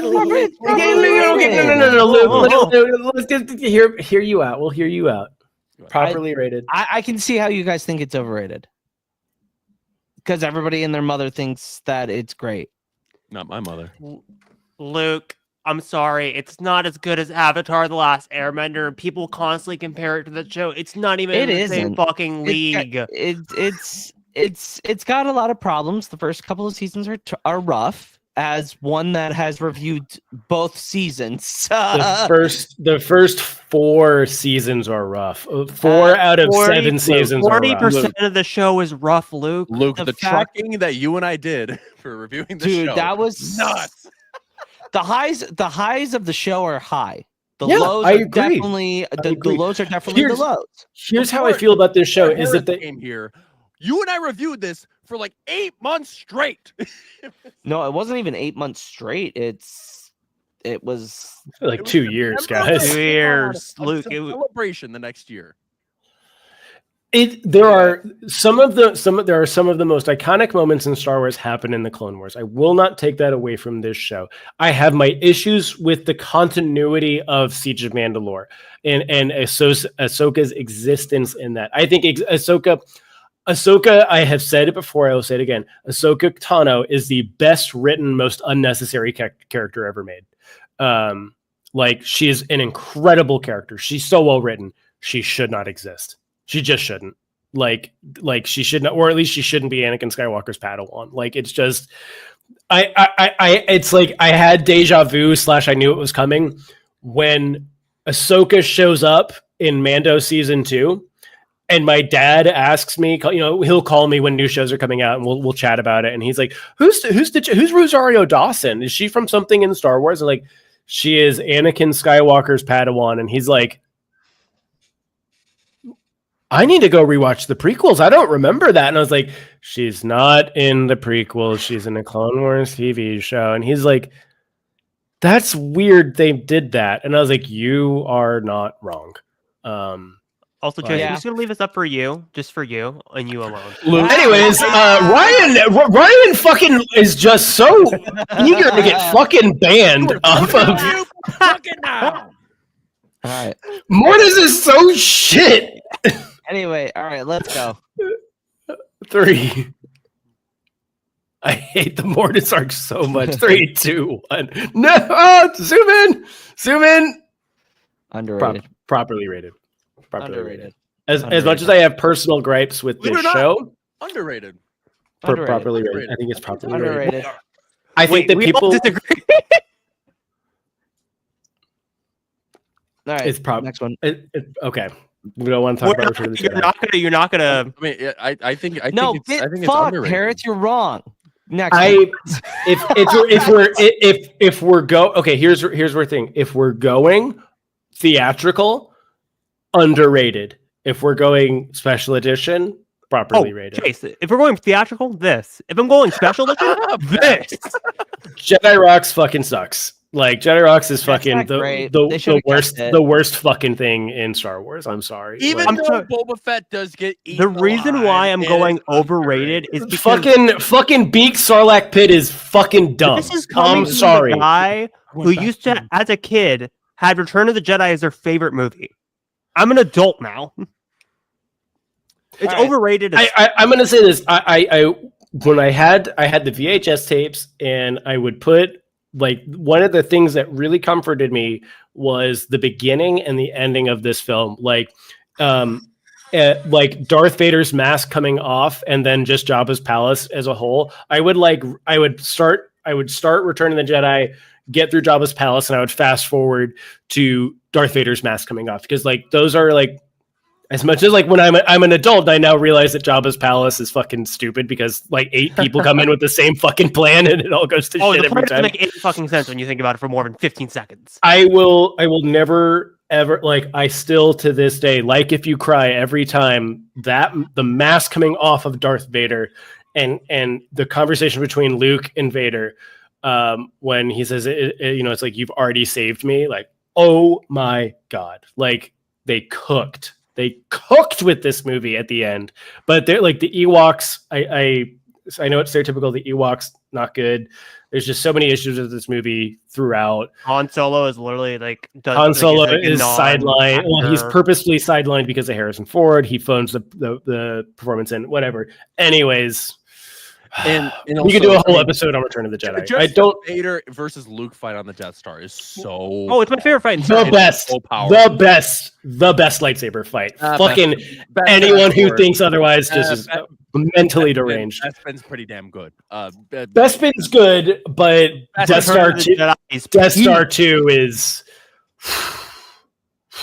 Bespin is visually more impressive than Death Star 2. Death Star is so emotionally charged. I have to give it like it's the best one. All right. 3, 2, 1. Properly. I'm with you, Char. Properly rated. I think this is my least favorite live action show. This close because if I open up my hand, this looks really bad. God, I just realized that. I'm like, no, wait, no, wait. Properly rated. I think that this is very middle of the road for a lot of people, and I think it is a middle of the road show. I think that there are people who love this show. There's people who aren't stoked on this show. I think there's people that like think it's fine. I think that people say Rebels, season 5. I will say this. The cast they chose to portray the Rebels characters, chef's kiss. Amazing. Chef's kiss. Like from Hera to Ahsoka to Sabine, all of them nailed it. Nailed it. Like Shin and Balin, also incredible. And also Ezra. Ezra is incredible. He's incredible. Manas Fondi, amazing casting for that character. Jesus Christ, he's perfect. Like, I know we had this discussion a lot with the Acolyte where we were like the whole 8-episode format thing of like if you can do really well with like what you're given. Ahsoka is the epitome where I feel like it does not do well with the 8-episode format because they didn't really like it felt like it needed another writer. I think this show would have benefited. I don't even want to say like more episodes because I feel like at some points this show felt like it was dragging. I'm going to say this hot take. I am not crazy about going into another galaxy in Star Wars. It's there. It is vibes alone. There's no justification for this. There's just something that's like the galaxy's pretty big. We could stay here for a while. Like. I mean, look at the map that the updated map. Yeah, it's huge. It's huge. And my point is like with the whole like need more episode things. It's like the Ahsoka Sabine relationship felt so underdeveloped, and like I wish we had like okay, why the fuck are they fighting? Why? What is going on here? Why were you in the middle of this shit? Welcome to before Clone Wars Anakin Obi-Wan relationship. That's damn near a mirror. Hayden in this show was really good. Yes, like really good. Like as someone who's not a Clone Wars glazer, there was something special about seeing Hayden in the Clone Wars armor. And like, I do agree that was special. And I do agree with the criticism of Episode 5. Like, what the I understand what the message is, but at the same time, I don't understand what the fucking message is because they don't make it goddamn clear. What is the lesson that Anakin's teaching Ahsoka? To let go of her fear. She feels like she has all this weight on top of her, and he's telling her, "Hey, get back to the basics. Remember what I taught you. Like, stop letting this fear control you, because that's the whole point. Like, she is supposed to. Hey, she's very hesitant to train Sabine. She's done it once. It didn't work. She didn't want. It's just the same as the Last Jedi Luke. He doesn't want to train Rey because of his failure with Ben.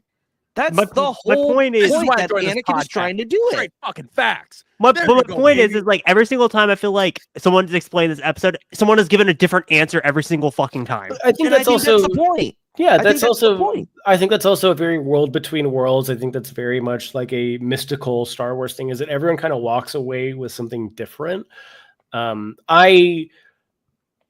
There are moments of this show that I really, really enjoyed. I think there are things that could have been cooler. Like I think Maruk being killed off like in like the first 8 minutes is it's great. silly. But there's so many things that I think could be better about the show. But there's so I many things love that the are so Thrawn good reveal about this show. too. Thrawn's great. I think this was a bad show to bring in the zombie stormtroopers. I don't hate the zombie stormtroopers. I think this is a bad show to do it in. Oh, speaking of which, did you guys see that Aden is in the same sector as Dathomir? Yes. No. Yeah, So it's that like they're makes neighbors. it very, very interesting I'm to also what they're planning on doing with Skeleton Crew. I will put this out in the open. I feel like my opinion on the show may change with season 2 because what they're Sure, doing with season 100%. 2 I think may season 2 is interest me gonna. more. I think season 2 is going to cook. I think it's going to cook. Season 2 is gonna cook, We got 4 more. especially because of Obi-Wan, for sure. Alright, Because I'm 3, calling it 2, 1. Underrated. Underrated. Ooh, underrated. Underrated. Underrated. Absolutely. Underrated. There's still too many people that I think don't like this movie, and I think a lot of the people they only took away Darth Vader from this movie, and that's so Agreed. disappointing. Mhm. It is. I hear It people like talk about like, oh, like I don't care about the character. Like they didn't do anything to make me care about the characters. And I'm like, well, you have no fucking empathy, big dog. Or Like, they're like, "Oh, this is the great third act, and that's only it." no. no. No, Sitting no, with Jin- no, sitting- I'm saying, I say that. I'm saying a lot of people on the internet fucking say that shit. No. But here's the combat. This is Star Wars. Like this is what Star Wars Yeah. is for a lot of people. This was Like, they're like, this was a I want to return to I form want to for see. Star Wars. I want to see a battle between the Empire and the Rebellion with both at their like not their peak, but like space battles, kind of like a full-fledged resembling- battle, Yes, like a super full-fledged intense. battle where it's not a simulation on your PC. Yeah. Like it's actually Love. happening. It's This actually is canonically- This is my Thi- number this 2 is a- movie. This is This is my a number top 2. 5. This is top 5 for me. Top 3. I love this is Okay. number 2 for me. I adore Jin and Cassian. I love K2. I love like there's not a character on this screen that I don't think is like impeccable in their writing. Yeah. And especially after Andor Saga. Oh. era. Oh, it makes it so much Oh. better. The people, and again, it goes further to my underrated is people who would think that it was diminished by Andor. I'm like, you are crazy. Andor is like a ladder that fucking builds to Yeah. Rogue One. All right, 3, 2, 1. Underrated.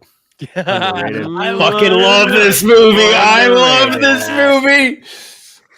People still shit on this movie, and it really makes me sad that like there are some Pod Race and Duel of the Fates make it for me. there are some people who are just they're not even prequel fans. They're like Revenge of the Sith truthers that like neglect 1 and 2, and I'm just like, no, man. Jar Jar Binks is so goofy as fuck. Look at this But boy. Look at this boy. Like the So fact is that- Look at my- C-3PO in the Look at original. my boy. No, but like, no, I'm not saying that as a negative thing. I'm just saying the talking points of all these people that think The Phantom Menace is a terrible movie. Hey, They Pat, I'll throw tell you one Jar better. Jar Who's out, the main and it- character of the movie? Should be Anakin The Skywalker. view. It's the Padme viewer. Amidala, The viewer is the Luke. character. According to George Lucas, the main It's character of the Padme. movie is Padme Amidala. Yeah, because she starts the whole thing up. Like she is the mother of Luke and Leia. Like Anakin, in a sense, Anakin should have been the main character throughout this saga, but they introduced him halfway through the first. No, if you film. think about it from the trilogy standpoint, Padme is the main character in Phantom Menace. Obi-Wan is the main character in Attack of the Clones, and Anakin's the main character in Revenge of the Sith. I mean, it's not called the Amidala Kenobi Skywalker saga now, is it? It's called the Jar Jar saga. Put your Yeah, face anyway. up. Yeah. Anyway, love this. I think it's underrated. Shout out But Phantom Menace Monopoly. Shut up. 3, 2, 1. underrated. Underrated as fuck. Underrated. Underrated. It gets so much fucking hate, and it's so ridiculously dumb how people will look at this show and say, "Oh my god, this is the worst written show, worst acted. It didn't live up to any." Shut the fuck up. You're clearly missing the point. And just go touch fucking grass. I think there are issues with this show. I don't think it's a perfect show. I think there are scenes that are silly that shouldn't be silly. I don't think this is a show that I think had room to be silly, if that makes sense, and they chose to be silly at times. And look, that's fine.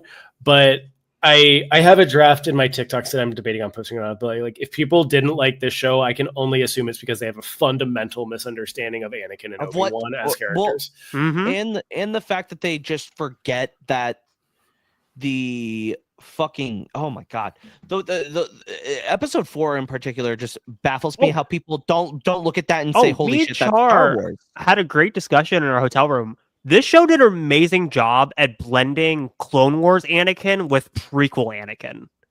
Like, it combined Matt Lanter's characterization with Hayden's and made it fucking work. I think I would say that I think it blends that era with Darth Vader better than anything else. Like, better than Twilight of the Apprentice did.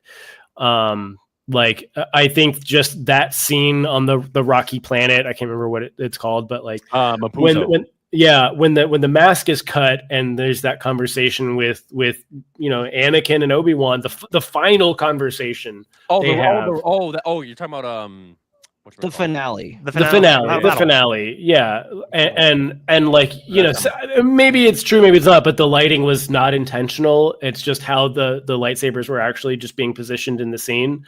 Like, it's beautiful. It really is. When I talk about the Anakin characterization, I'm talking about episode 5. Oh, you mean the Anakin Obi-Wan training session, and then it comes back and forth with Anakin and Vader, or Obi-Wan and Vader, and them facing off against each other, like with the ships. Here's the thing. I think it's absolutely a disservice that people make this down into a 2-hour movie. Yes. How fucking dare you? How dare you? Yeah. How dare you? People that cut out Reva from the story. That's insane. That's the whole point. That's the whole point. It's showing redemption of what Anakin ends up doing 9 years down the line. It just takes him that much longer. She figures out that she can turn away from that path, and that's the whole fucking point. Yeah, I want to shout out 2 people in the chat. John Pedro, I will not accept any Haja Estri slander in here. I love Kumail Nanjiani. Great character. He's great. Swindle a mom and her daughter. And that's the point. Like, Star Wars is stupid.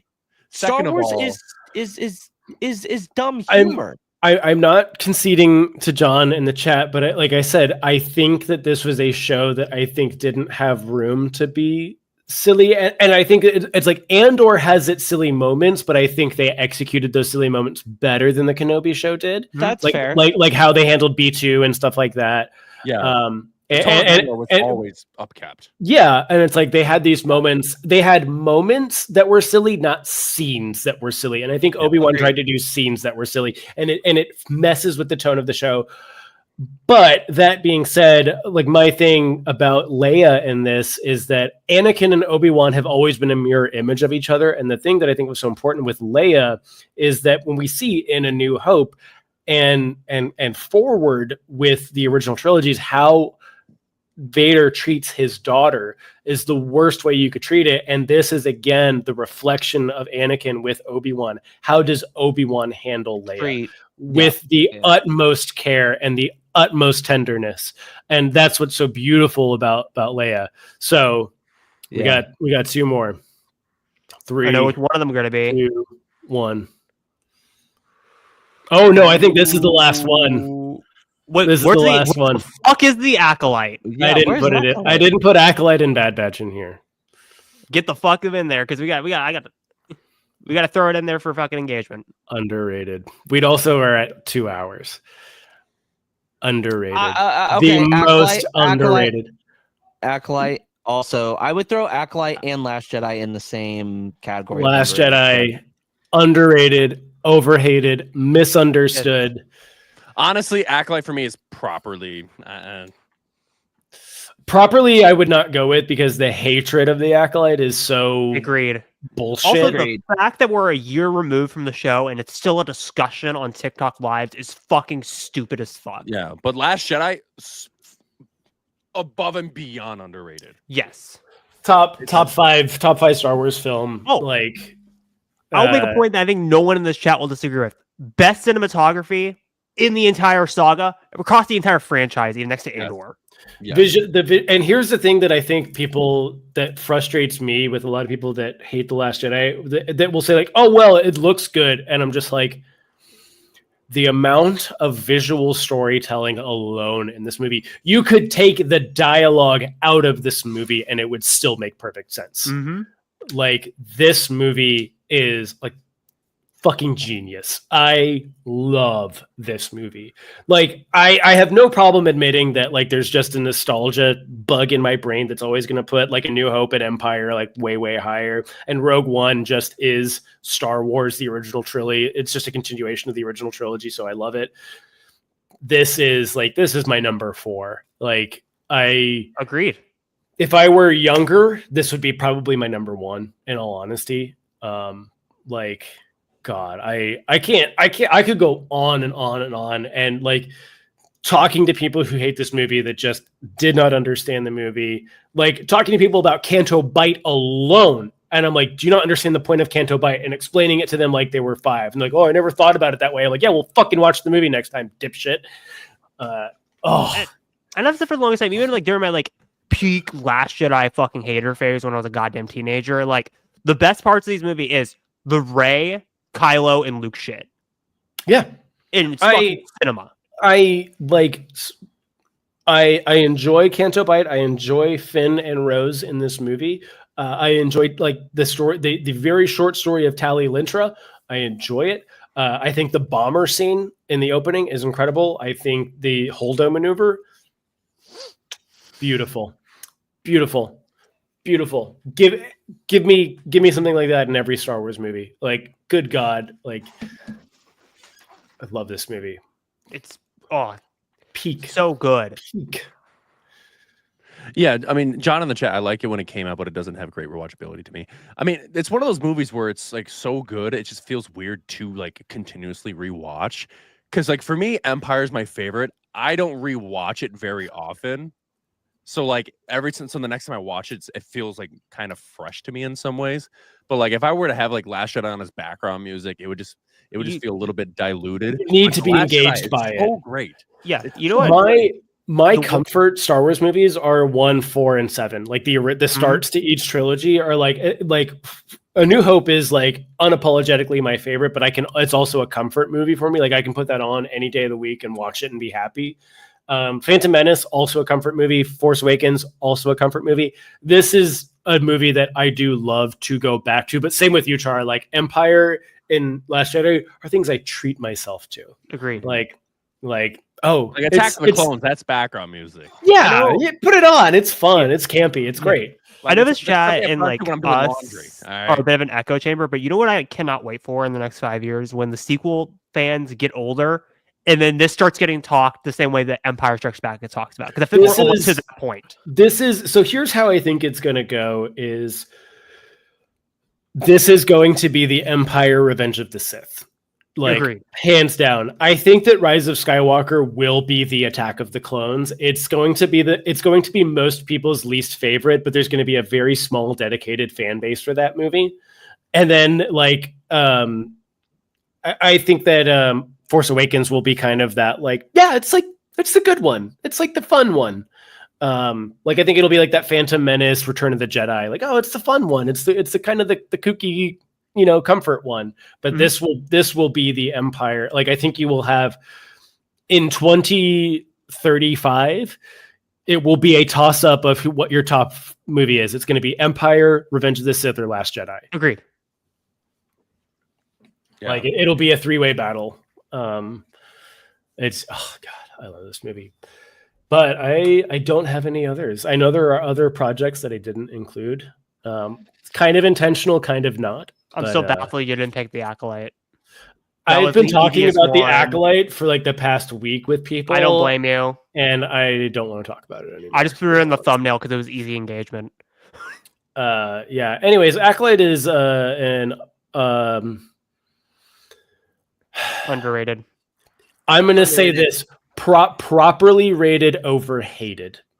That's I that's could fair. give it that. Overhated I is could give fair. that. Properly rated over hated. I think that it is not a strong show. I think it's a show that has a lot of issues. I enjoy the show a lot.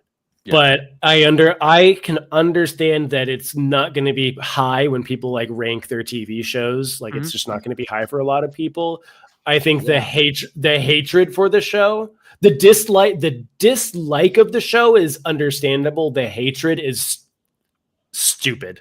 Agreed. It's unreasonable. It's like when you explain core concepts that are in the show and people are just like I remember like there was a moment on that I was talking to someone and they were trying to explain to me why Plagueis shouldn't be there. And I was like, okay, what's your source on that? And like, oh, it's from a book. And I'm like, what book? And they're like, I don't remember what it's called. And I'm like, there's one motherfucking book about Darth Plagueis, and it's called Darth Plagueis. It's called Darth Plagueis. And he's like, oh, and I was like, you didn't read the book, did you? And he's like, no, I watched a YouTube video on it. And I'm like, you fucking moron. I wonder what side of the fandom he watches. Google. Yeah, it's just there's YouTube has been such like a good and mostly it's been such a good thing in a lot of ways, but it's been so terrible for the Star Wars fandom. Like the amount of people who, again, I don't care what you have or have not read or seen or whatever. It doesn't matter to me. What matters to me is trying to confront people with factual knowledge and not having a basic understanding of it. Okay, and my hot take, and it just goes with any fandom, if you haven't consumed the media about a thing you're talking about, Don't the fuck fucking up. Don't talk about it. I disagree with that. I disagree with that because if you were to watch like a cutscene thing of like KOTOR, right? And you watched all the cutscenes and dialogue trees of like KOTOR 1 and 2, I think people just need to be more honest and be like, oh, I want to talk about Mitra Surik. I haven't played KOTOR 2, but I watched a lot of the cutscenes and I'm like, oh, so you probably don't know about some of the like the hidden stuff that happens on Nar Shaddaa with her, or you don't know like the relationship with like Brianna and stuff like that, because there's like, the whole storyline with Brianna and KOTOR. And most people are like, oh, I don't know who Brianna is. I'm like, you don't know who Brianna is because you didn't play the game. There's nothing wrong with that. Because like Brianna has a different name for like 3/4 of the game. And it's just one of those things, like, I don't have a problem talking to people who have a basic understanding of something like Knights of the Old Republic or the Acolyte or Darth Plagueis or whatever. Just be honest with what you know. Like, that's all I think needs to be said, is just like, do not enter spaces pretending to be some lore master when you just have a surface level knowledge. There's nothing wrong with surface level knowledge, but it's just like when someone's trying to express facts to you, like, be open to them. And that's all I have to say about the Acolyte and other projects. Bad Batch isn't in here, but Bad Batch is super underrated. Bad Batch is properly rated. Bad Batch is properly rated. But anyway. All right. Well, that was fun. I enjoyed that. That was great. That was really fun. Pep, no one is honest about how or what they know. They always act like they got it all down. You know what? There's so many people that just feel like they know what they're talking about because they read a few Legends books. Well, to me, it's like there are people on the internet that are like, oh, I'm kind of interested in Star Wars. I'm going to watch some YouTube videos on it, but I don't really care that much. I mean, there are fans out there that we're all the same with. Like, let's be real. Like, but to me, it's like what Chase said, don't like enter spaces that act like you're a know-it-all. It's being disingenuous to your 100%. 100%. And John Pedro. John Pedro. Thank you, friend. Podwans is properly rated. Let's not get carried away. Yeah. Anyway, I mean, we'll be properly rated when Star Wars follows us back on social We media. swear too much for Swagman. Yeah, we do. We swag I too just want much. to say one thing to you, Swagman. I love you, and I miss you. I've never met you, but I miss you. And follow the Podwans on Twitter. We're not on X Twitter. if you're on that side of the but please follow us. All right, Mr. John Swagman. John Please, Star Wars. I love John Star Wars is my favorite character. It's like a Master Chief John Halo. John Halo and John Star Wars. Who would win in a fight, John Star Wars or John Halo? Anyways, Luke, where can we find you on the internet? You can follow. Oh my God. Hold on. Go to someone else. I gotta sneeze. Hereth, where can we find you on the internet while Luke blows his brains out through his Luke nose? blows his brains out. My favorite time. You can find me at Hereth Productions on TikTok and Instagram. And Swagman's not following us on Hereth Productions. Thank you, Hereth. Lucas, are you ready? Yeah. You can follow me at Jedi Master Eggs on all social medias, and you can follow us on the pod ones.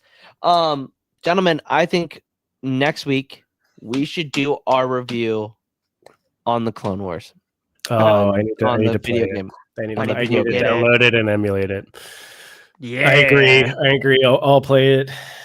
Play it this weekend. Play it this weekend. I will play it this weekend because the new Star Citizen patch won't be this weekend. It'll be like in a week or two. So I think I can skirt some time away from it. There we go. And if anybody would like to come on and play that game, and talk about it with us. Oh, Luke, you need to buy Battlefront 2 on PC. It's $4. Or it's $4. Or I can gift it to you if you want to add me on Steam. All right, that's cool. We'll probably play that as well this weekend. We should play. I plan on not. So many ideas. I love it. I feel like I don't want to do that. I don't want to do a lot of things this week because wedding stuff. But I think we should all play Star Wars: The Clone Wars, do an honest review of it, and go from there. I do have a copy of it on GameCube. Wait, I actually play the game.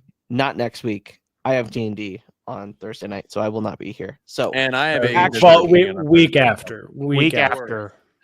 It gives us more time. Charlie Johnson, where can the beautiful, fine, adorable, precious people find you at the gym every day? Well, yeah, you can find me at the gym or the casino. One of the two places.